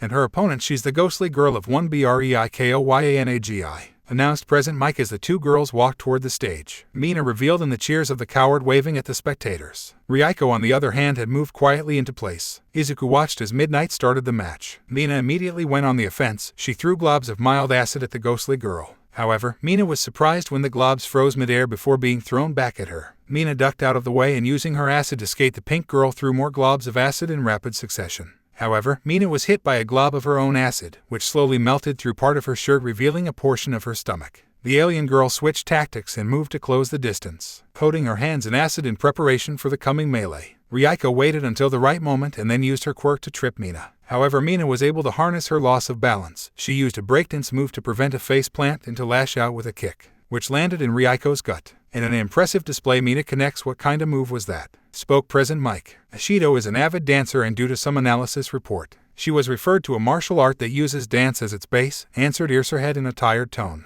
Midoriya's analysis is very good. His work is of higher quality than many professionals I have dealt with, added Vlad, happy to praise his students' hard work. As the pink girl was trying to get to her feet, it suddenly felt like something grabbed her wrists. This force pulled her back partly over the acid slick she had left, before the force changed direction, dragging her to the edge of the arena. Mina tried to use her acid to break out of the hold to no avail. The force only released her once her head and arms were touching the grass. Mina Ashido is out of bounds. The winner is Riao Yanagi, announced Midnight, calling the match. Both girls gave the other a respectful bow before leaving the arena. 30 Kami vs. Fumikage 30. Now we have the Shadow King of Class 1 and Fumikagetokoyami.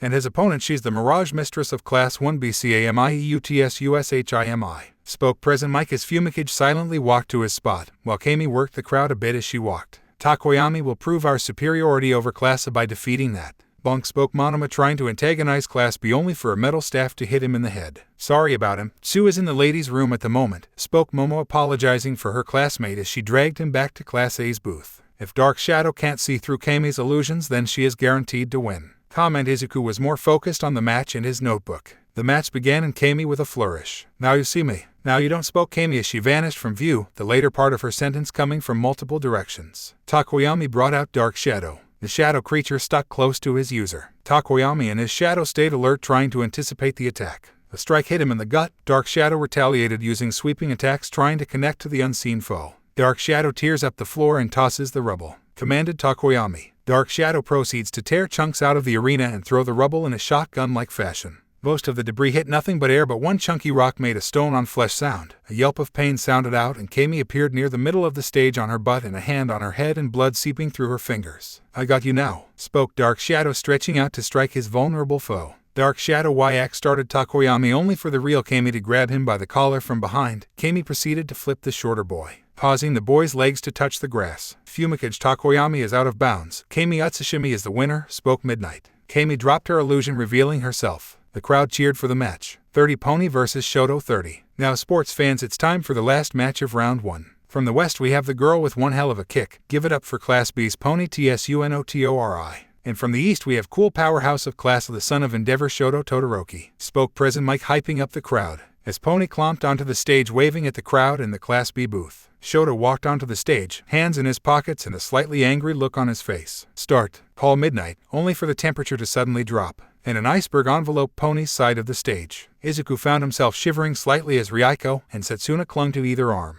The rest of the class was in similar positions, though they fared better than others as the people seated behind Pony had it worse. Pony herself was entombed in ice from the neck down. "Miss, Midnight, call the match," she demanded Shoto before it felt like he was hit by a bat. A second strike hit him in the back. Shoto dove into a roll to create distance from his attacker and raised a wall of ice to block another attack. Two horns flew over his wall and swung themselves at him. He ducked to avoid one only for the second to graze his shin. As he was dealing with these horns, he glanced at Pony. Pony was digging herself out of her icy prison using a second pair of horns. Shoto was forced to dodge as two more horns joined in attacking him. Shoto was able to grab hold of a horn and coated it in ice, while the other three had a wall of ice enveloping them from below. He dropped the horn, which seemed inert, and turned to the now free Pony with a pair of horns floating over her shoulders. "Surrender, you can't eat me," spoke Shoto coldly as he breathed out cold air. "Don't count me out yet," yelled Pony as her horns shot forward as she charged at the son of the number 2. "Foolish," spoke Shoto, about to raise an ice wall to block, but his leg was hit by the iced-over horn, which allowed one of the horns to slip by and stab into his thigh. He pulled out the horn only to find Peony in his face, and she proceeded to deck him. The hit made Shoto see stars for a moment,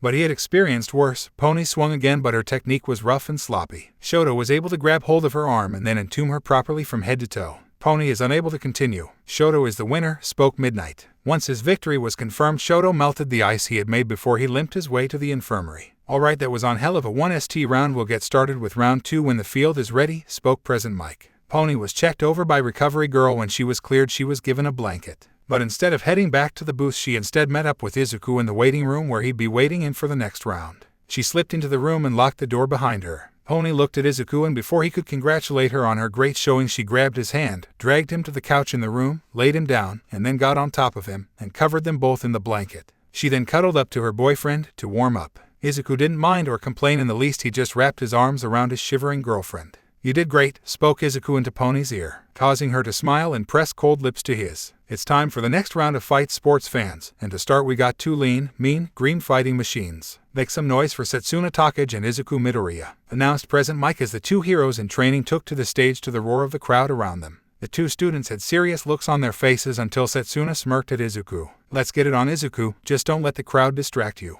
I want your full attention on me," spoke Setsuna in a borderline seductive tone with a teasing wink at Izuku, causing the boy to blush and lose his cool. "Setsuna," yelled out Izuku at the innuendo. Midnight tried not to laugh at the interaction. "That's the spirit. You're already yelling my name," retorted Setsuna with a laugh. Izuku heard Midnight snort from her spot next to the stage. "Okay, are you 2 ready?" asked Midnight, getting 2 nods of approval. "Then begin," finished Midnight with a snap of her whip. Setsuna immediately split into numerous pieces and Izuku activated full cowl. Izuku got into a defensive stance. Setsuna prodded his defenses, having a fist punch at him. The punch connected and Izuku seemed to barely feel it. Several follow-up strikes only reinforced the notion. "Oh, it's like trying to punch marble," spoke Setsuna to herself, shaking her disembodied hand in some pain. "What's this? Seems Setsuna is have issue hurting Midoriya," comment Present Mike. "Sometimes one will encounter a foe that's durability seems to outmatch your offensive. Adapting to the opponent is crucial for a hero," spoke Eraserhead, giving some wisdom from his personal experience. "Midoriya will also have trouble hurting Setsuna. Her quirk makes her difficult to attack. The one who figures out a plan to incapacitate the other will win," added Vlad, excited to see which of his students will come out on top. Izuku had been defensive against Setsuna for the entirety of the match so far, placing the green-haired girl on edge as she knew he was up to something. Suddenly, without warning, Izuku went on offense. He pounced, grabbing onto one of Setsuna's arm pieces. Setsuna saw the lighting of Izuku's quirk grow a little more intense. Her eyes widened with realization, but it was too late. "Sorry about this, Thunderbird," yelled out Izuku, before he was covered entirely in the green-tinted lighting of his quirk. The result was immediate. Setsuna and all her parts seized and spasmed. Her numerous parts all started to fall to the ground. Izuku tossed the arm piece in his grip to the side and dove for Setsuna's disembodied head before she hit it on the arena floor. He ended up catching her and preventing her from hurting herself. "Setsuna is out of bounds. Midoriya is the winner," announced Midnight. Izuku turned Setsuna's head so she was facing him. Her hair was sticking out at odd angles due to the shock. "Hey there, Zuzu, would you mind a girl picking up her pieces? They feel numb," requested Setsuna. "Of course, one moment," agreed Izuku before quickly scooping up Setsuna's body parts from the arena floor and the grass surrounding it. He proceeded to help Setsuna piece herself back together. He then proceeded to carry her out of the arena in his arms, given her legs were still unsteady. "Mind explaining how you did that?" questioned Setsuna, her eyes looking at the boy. "Well, I realized that despite you breaking up into different pieces, all those pieces were still somehow connected.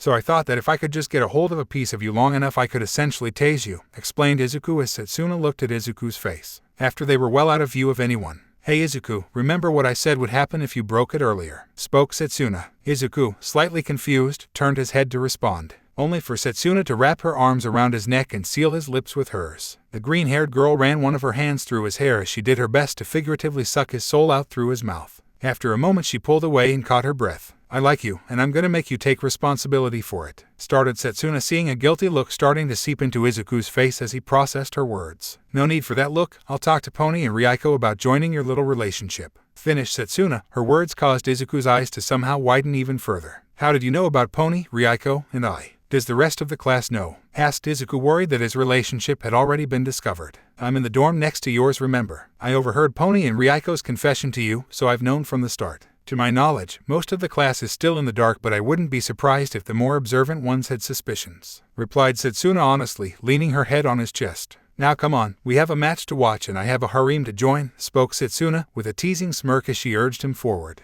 It's not a harem, commented Izuku, blushing, and Setsuna chuckled as they made their way back to the student seating area. 30. Izuku watched with some joy as Tetsu punched Bakugo in the face, breaking his bully's nose for the second time that day. Tetsu's quirk was more than enough to tank Bakugo's explosions, allowing Tetsu to close the distance into brawling range. Tetsu had even called Bakugo out, causing the prideful blonde to stay in brawling range instead of fighting from range. This turned their match into a slugfest. Bakugo was still being evasive and was doing his best to avoid receiving clean hits. But when an iron-coated fist did connect, Izuku could tell it hurt. Tetsu had already landed several hits on the blonde's nose, jaw, and gut, and had even connected with a metal leg to the blonde's shin, along with a number of glancing blows. However, the more the fight continued, the more the blonde would sweat, making his explosions more powerful, and the more damage Tetsu's iron skin accumulated. Tetsu was even forced by a practically large explosion to enter full metal jacket mode to resist. But it only bought Tetsu 5 more minutes before iron fatigue set in. The moment Tetsu's defensives faltered, Bakugo threw out a continuous barrage of explosions. Bakugo did not cease his assault until Tetsu fell to the ground unconscious and smoking.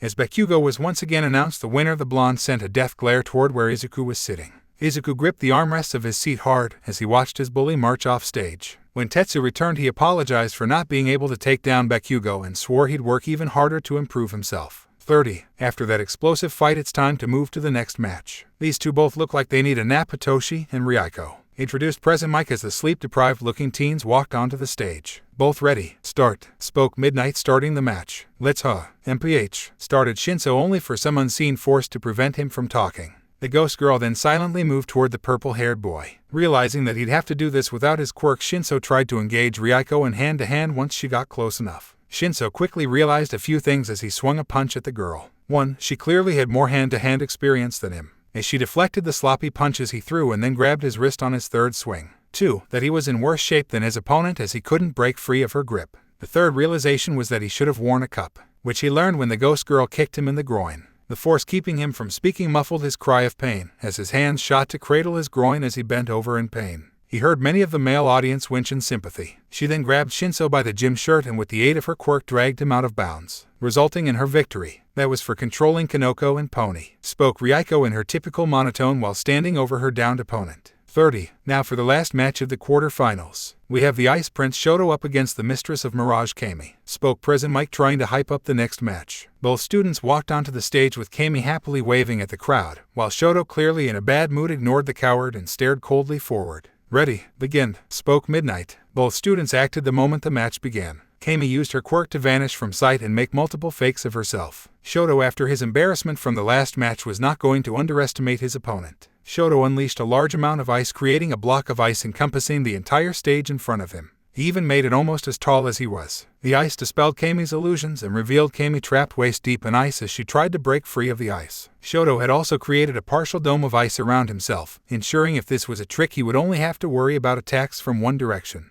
Kami, are you able to continue? Asked Midnight, tentatively wondering if this was just an illusion from the student. Kami struggled a moment more before sighing in defeat. No, I can't break out, I surrender, spoke Kami, her tone clearly holding a bit of disappointment in her performance. Winner through submission, Shoto, announced Midnight, causing the crowd to clap politely. If Shoto was happy at his victory, he did not show it as he walked over to thaw the ice he made. And that's the end for the quarterfinals, folks. We'll have a short break before moving to the semifinals, spoke Present Mike. Once Shoto's ice was gone, he just walked away. 30. Izuku had thought that he'd watch Kami's match in his ready room with Riao, giving him time to refine his plan and calm his nerves before his match with Bakugo. But he was standing just outside the door watching Kami's match on his phone, after being kicked out 10 minutes ago as Setsuna and his girlfriend spoke. A chime from his phone sounded and it was a notification from one of the hero forum groups he followed. The place was a storm of discussion about some rumored announcement that was going to happen during the festival. Speculation varied wildly, from Midnight announcing a marriage, to something related to the USJ attack, to All Might revealing his quirk, and even All Might revealing a secret family, were all brought up along with much more. "Izuku, you can come back in," spoke Pony, breaking Izuku out of his scrolling. He entered the room and took a seat between Pony and Riao with Setsuna across from them. Pony was smiling along with Setsuna. "So, I take it your talk went well?" asked Izuku, looking between the girls. "That would be correct. Pony and I have found that Setsuna's feelings are genuine. We are fine with her joining us. However, your honest opinion on this matter is also needed," explained Riao in her normal flat tone. "So Zuzu, can a girl get a response to her confession? Or are you gonna be mean and leave me waiting?" spoke Setsuna in a teasing tone. "Well, I guess I should start by saying that I find you very beautiful, charismatic, and intelligent. I'll be honest, I thought you just liked teasing me this whole time. I'd never have guessed you seriously liked me. Then again, I'd never have thought that Pony and Riao would confess to me. I'd be happy to get to know you more, and I'll do my best to give you the time and affection you deserve. But if you change your mind, don't feel pressured to stay." "Okay," responded Izuku as genuinely as he could. "Oh, come here you," responded Setsuna as her head and hands detached from the rest of her body. Izuku was given a passionate kiss and then peppered in smaller ones. The assault of affection would have continued if Riao hadn't pulled her off. "While I sympathize with the desire to shower Izuku in affection, please reserve your affections for our celebration after the festival, as I wish for some time with our boyfriend before our matches," spoke Riao. Setsuna pouted and Pony giggled. "Fine, I'll keep it in my pants till after the festival, Pony, and I will leave you to make out with Izuku. But once the festival is over I get to help Pony corrupt him," responded Setsuna in a playful tone, giving her new boyfriend a peck, before attaching her head back on her body and standing up. "Hey, I like to think of it as me helping him with his confidence," commented Pony playfully as she gave Izuku a quick kiss for luck, before she stood up as well. "Good luck, Izuku," spoke Setsuna and Pony before they closed the door to the room as they left. Izuku let out a sigh and closed his eyes as he tried to fight down his blush. A hand on his face made him open his eyes and look at Riao. "I understand how this battle with that brute holds great importance for you, and that your mind may be a storm. How can I help you, my love?" spoke Riao, a slight blush on her cheeks. Izuku relaxed into the intimate contact. Izuku thought about what he wanted, what he needed, before his showdown against Bakugo. "One of the things I like about you is how your presence seems to always calm me down. So I just want you here with me," commented Izuku, giving her a quick kiss before using a bit of the confidence he had been gaining to take hold of Riako's waist, brought her into his lap, and placed his head in her chest and hugged her. Riao was surprised for a moment before she embraced her boyfriend, hugging him and gently running her hands through his hair. She could feel him physically relax against her and knew that his mind was likely doing similar. "I don't want to let him or my history with him weigh me down any longer. I will defeat him so I can move forward with the people who care about me," thought Izuku as he looked up into Riako's eyes and saw the affection in them. Their lips met once again, and the two would stay in their own little world until it was time for the matches. 40. Welcome to the semi-finals, folks. Let's get started, shall we? On one side we have the blonde bomber with precedent of brutal beatdowns, Katsuki Bakugo. Started present Mike, the crowd excited for the next match. And on the other, the one I am personally cheering for. He's overcome every obstacle in his way. Make some noise for Izuku Midoriya. Announced present Mike. The crowd cheers increased in volume as the fighters stepped onto the stage. No more running away, and no more hiding behind your friends, DEKU. I'm going to enjoy showing you that you don't belong here, you never belonged here. You should have just taken my advice, and now I am going to beat you so bad that those cunts will realize how much of a worthless piece of shit you are. I'll make them regret not knowing their place. I'll make sure even that old hag of a nurse won't be able to kiss this better," spoke Bakugo with a sadistic grin on his face, and he entered his usual fight stance. He even let off small explosions to try and intimidate Izuku. "How could I have been so foolish to ever think of you as a friend? I won't let you weigh me down any longer. I'll prove that I belong here and make you pay for what you've done." Spoke face was one of calm, focus, and determination as he activated full cowling at 10%, the arcs of his power dancing over his form. Izuku slipped into the fighting stance Kendo had shown him. Izuku would not play around or hesitate. Izuku knew Bakugo. He'd analyzed Bakugo and his quirk firsthand for years. Izuku knew how he attacks, how he dodges, how he moves, how he thinks, how he reads his opponents, and much more. Now Izuku would use that knowledge and the power he'd earned to fight back. Begin, spoke Midnight. The moment the word left her mouth, Bakugo was already rocketing himself toward Izuku, who stood in the fighting stance Kendo showed him as Bakugo neared. He started with a right hook like he always does. Ug started Bakugo, only to be cut off as Izuku was suddenly in his guard and Bakugo's face reeled back after Izuku had punched him in the face, breaking his nose for the third time that day. But Izuku did not stop as Izuku planted his feet and put his back into a 10% punch to Bakugo's gut. The air was forced from the blonde's lungs as he was practically folded in half for a moment before the force of the blow threw him back the way he came. I don't know what imaginary slight you think I did to you that makes you believe it justifies your actions against me. At one point I would have wanted to know so I could fix our friendship. But now I don't care, spoke Izuku as he blitzed Bakugo before he could recover from the last blow, and Bakugo barely rolled away from the strike that cratered the concrete stage. The blonde, however, had to block a follow-up strike that made the bones in his arm groin in protest. The blonde was forced to give ground and back off an action that he always hated having to do. Quit your bullshit, you've always been looking down on me pretending not to have a quirk, you must have been laughing it up. I'll show you that you're worthless even with that power, yelled Bakugo as he blasted his way back toward his hatred foe, wanting to seize the initiative. You're so thick-headed. You think I purposely let you attack anyone who would try and be kind to me. Let you beat me, ridicule me, torment me. Let you lead our classmates and teachers to join in. Let them mess with our tests and grades so I'd never rank higher than you. You really think I hide my quirk and suffer through all that for 10 years all for a laugh? Yelled Izuku, frustration breaking through his mask of calm before he smothered his emotions to maintain his focus. Izuku intercepted Bakugo's charge with one of his own. But before Izuku entered the range of Bakugo's quirk, the green-haired boy unleashed a small bolt of lightning at Bakugo. The bolt connected with Bakugo. The effect was immediate. The blonde's muscles involuntarily tense at the jolt as if he was hit with a stun gun. The moment Bakugo's guard was forced down, Izuku kicked Bakugo in the chest. Izuku felt some of Bakugo's ribs crack under the blow. Izuku didn't relent, landing a kick to Bakugo's leg that swept him off his feet and another brutal punch to the blonde's gut, sending him across the stage. Did you ever even consider me a friend?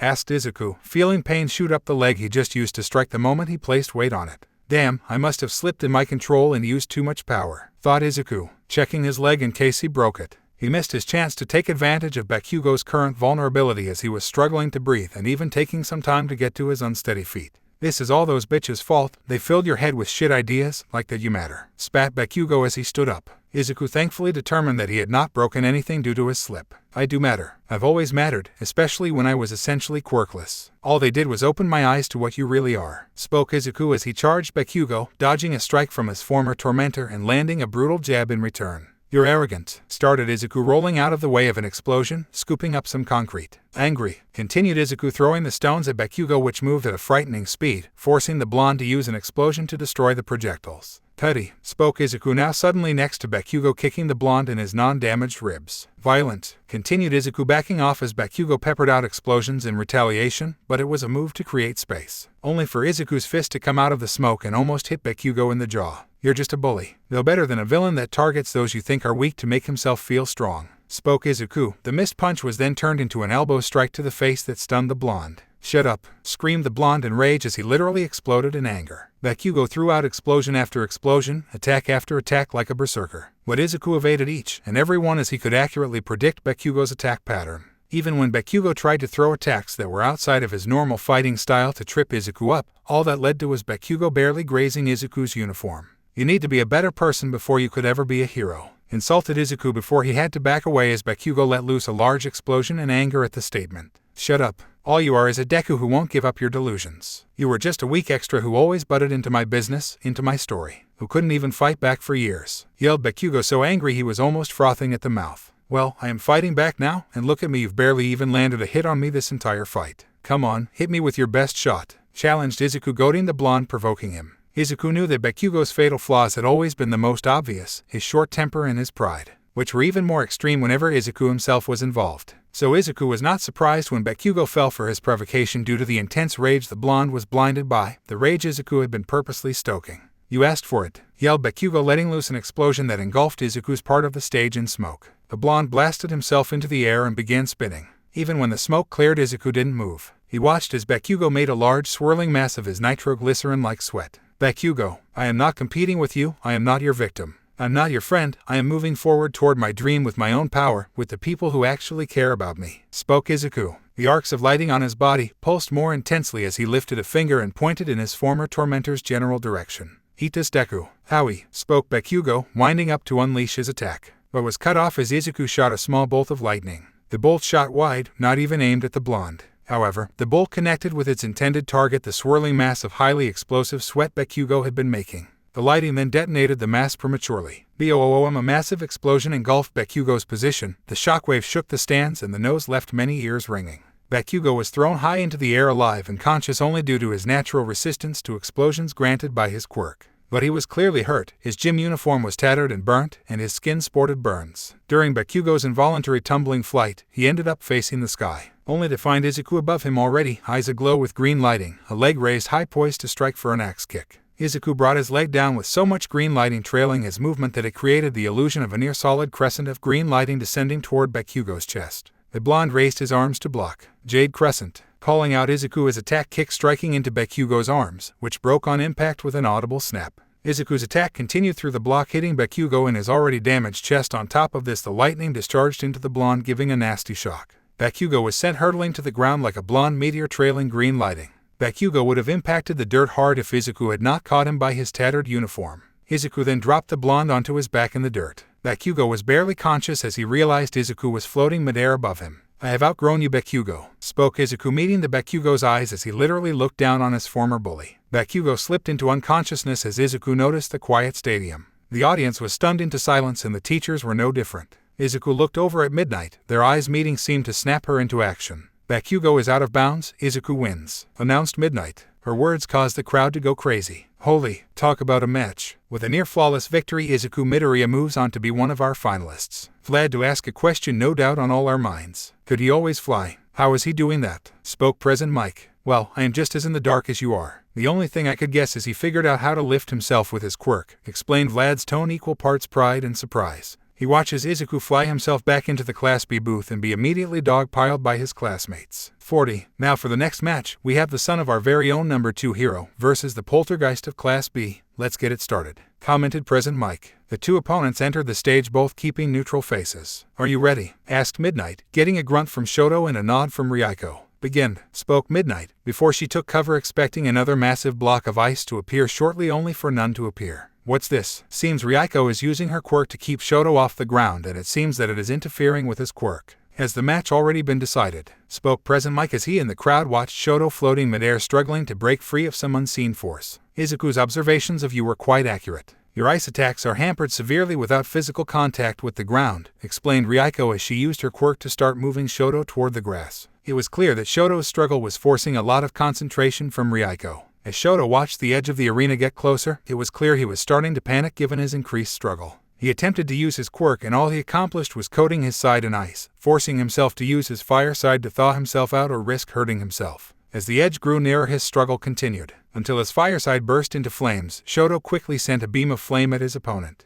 Not expecting the fire, Riao was forced to dodge out of the way, but the fire had gotten close enough that the ambient heat caused burns to her side. The pain caused a lapse in concentration, resulting in a decrease in Shoto's altitude. Shoto threw out a follow-up torrent of fire that approached Riao like a wall. Riao was forced to dive off the stage to evade. She quickly dropped Shoto, who landed just on the edge of the stage, and took hold of herself to avoid touching the dirt. And Shoto turns up the heat, forcing his opponent to drop him to save herself. Spoke Present Mike. Once Shoto was able to touch the ground, he rolled to be farther away from the edge and then with clear anger in his features sent a glacier to engulf Riao. The ghost girl tried to move out of the way of the avalanche of ice heading towards her, but her flight speed was too slow. She was completely encased in ice, so large was this glacier that spread to the stands and partly coated some of the spectators. Riao is unable to continue. Shoto is the winner, announced Midnight as the cowards' cheers were muted due to the sudden cold. And there you have it, folks, our two finalists are determined. Don't leave those seats. Once the stage is cleared, we'll be moving on to the last fight of the festival, spoke Present Mike as the mountain of ice rapidly started to melt thanks to Shoto. 30. Now everyone, in the stands and on a screen, it's time for the final match of this year's first-year sports festival. On one side, he's been pulling off surprise after surprise. Does he have another plan to secure victory? I can't wait to find out. Make some noise for Class 1B's president Izuku Midoriya. Introduced the Present Mike. The crowd roared as Izuku stepped onto the field. He even gave a solid smile and waved to the crowd. On the other side, he's been giving everyone the cold shoulder, but he turned up the heat in his last match. He's been throwing out glariers left, right, and center. Will it be enough to put his opponent on ice? Give it up for Shoto Todoroki, spoke Present Mike, hyping up the crowd with ease as the half-and-half boy walked to the stage, only focused on his green-haired foe. Midoriya, I know, you are connected to All Might, spoke Shoto, eyes narrowed accusingly. What are you talking about? responded Izuku, quickly, trying to seem genuinely confused on the outside while he was panicking on the inside. Feel free to play dumb, your family circumstances don't matter to me. I only care about the status it gives you, responded Shoto, with conviction as he slid into his fighting stance. Izuku genuinely became confused at the statement, but still slid into his own stance. Begin, said Midnight, starting the match. Both teens immensely reacted to her words. Shoto predictably launched an iceberg at Izuku, trying to entomb him for a quick win. Izuku, expecting the iceberg, took flight at great speed at an angle, avoiding the attack. Izuku had a little trouble slowing his flight to a stop due to his inexperience in flying and ended up sliding to a stop above his target altitude. But he had placed himself way out of range of Todoroki's ice. Izuku charged up his arms with more electricity and then started to hurl thunderbolts. Shoto had recognized the technique and erected a wall of ice to block the lighting. The first few bolts did minimal damage as they were only about as strong as a taser. But then the bolts that started to make contact flash boiled much of the water, resulting in small steam explosions that took large chunks of the barrier with it. Izuku started circling Shoto's position while firing more lightning bolts. Shoto erected an ice dome far thicker than his last shield. Why are you not using your fire? Without it, I outrange you and you can't be on the defense the whole fight, questioned Izuku. Shoto's voice poured out of the hole Izuku's attack had created. Because I will defeat you without it. I'll prove I can be a hero without using his fire, spoke Shoto coldly. But didn't Riao already show that you need your fire side? Spoke Izuku, pointing out the obvious. That was a mistake, one I won't be repeating, responded Shoto, as he conjured a blunt ice spike trying to hit Izuku, who had wandered closer to speak better. The spike was easily dodged and Izuku's eyes filled with lightning. I'd move if I were you, warned Izuku, visibly charging up more lighting.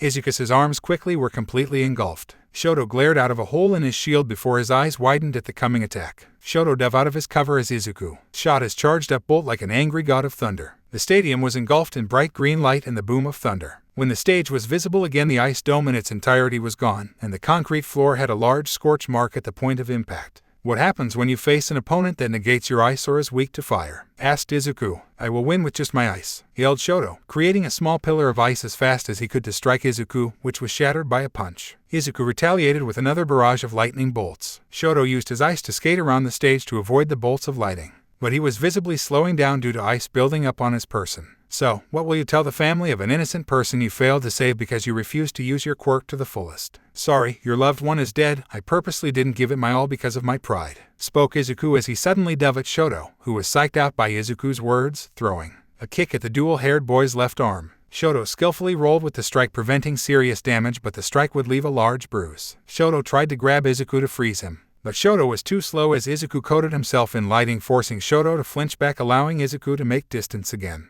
I will not use my father's power. I won't prove him right, yelled Shoto, anger in his voice but with a sad look in his eyes. So then, why are you even here? If you wanted to stick it to your dad, why not quit the hero course and pursue another career? Why do you even want to be a hero? Questioned Izuku. Shoto paused, clearly thinking deeply. The moment seemed to drag on, and just as Izuku was thinking he should just attack again. I want to be a hero, yelled out Shoto from the bottom of his heart as his side was engulfed in flame. Now you're acting more like a hero. Come at me with your full force, replied Izuku with a big smile as the lighting arcing over his body flared in intensity. Izuku pulled back his dominant arm, preparing for a big punch. I'll give it everything I got. But why? You just made this harder on yourself, asked Shoto as his fireside and ice sides flared with power, clearly preparing for a large attack. Being a hero is serious business. People's lives are in our hands. If we don't give it our all, to save as many people as we can as well as we can, we have no business calling ourselves heroes. Now let's go plus ultra, riposted Izuku, his fist charged up to 100% as he hovered just above the stage opposite of Shoto. Shoto threw out his attack and Izuku charged at the coming torrent of fire. The drastic temperature change caused an explosion that was directed up and above the stadium by a massive force of wind.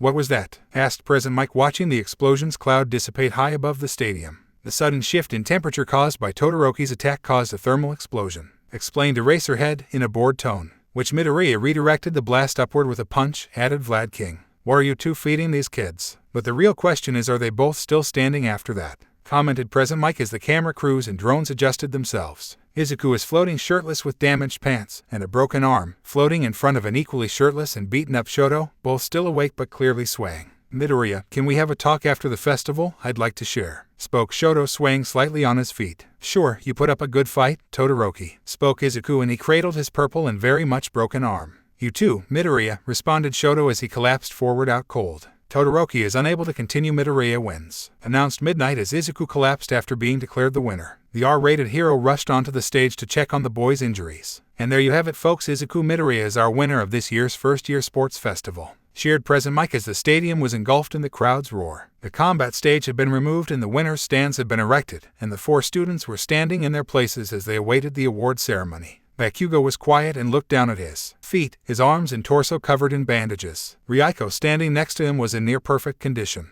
while Shoto in second and Izuku in first also sported bandages and a sling in Izuku's case. Ladies and gentlemen, I give you the winners of the first-year sports festival. One spoke Midnight happily as she gestured to the 4 teens. And now the handing out of the medals will be done by the one and only All Might, announced Midnight. The crowd cheered for the symbol of peace. Ahaha, I am here to present the medals, spoke All Might with a hearty laugh, arriving right on cue. All Might stepped up to the third-place stand and grabbed a bronze medal from a box Midnight was holding. Young Yanagi, you show an excellent combination of calm under pressure, intelligence, and quirk control. You've earned this. Keep working hard and I have no doubt you will become a great heroine, spoke All Might. Your words humble me, sensei. I will strive to improve myself further and make your words a reality, responds Yanagi as she bowed her head, allowing the number 1 hero to place the medal around her neck. Young Bakugo, you have shown great destructive power today. However, your attitude requires improvement. You have the potential to be a hero, do not squander it, spoke All Might to the quietly fuming Bakugo, who only grumbled something out under his breath and held out his hand. All Might deposited the medal and moved up to Shoto,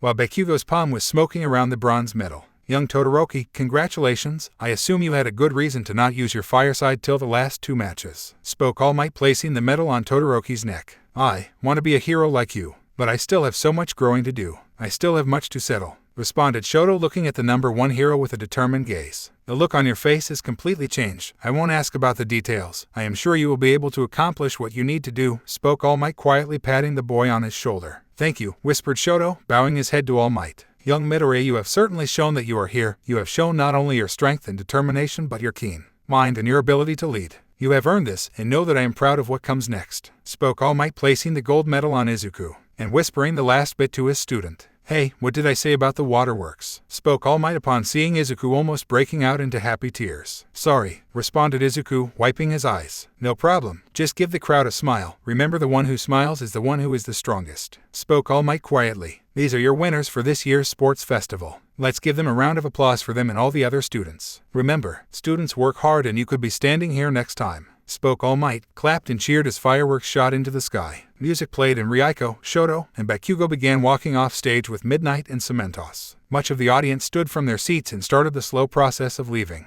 Oh right, I almost forgot, spoke All Might, his mic still on as he face-bombed. His words caused everyone to stop and turn back to the stage, to see All Might and Midoriya still on the stage. Bakugo watched from just inside the exit tunnel to the stands. Midnight stood behind him. I have an important announcement, everyone, spoke All Might as he placed a hand on Izuku's shoulder. I'd like to reintroduce you all to Izuku Midoriya, my apprentice and successor. I hope he impressed you all today, spoke All Might nonchalantly with a laugh, as Izuku smiles and waves at the cameras. The crowd is dead silent before the audience as one screams, so focused on the news and All Might. No one in the crowd notices Midnight having to carry a knockout Bakugo deeper into the tunnel. End of chapter.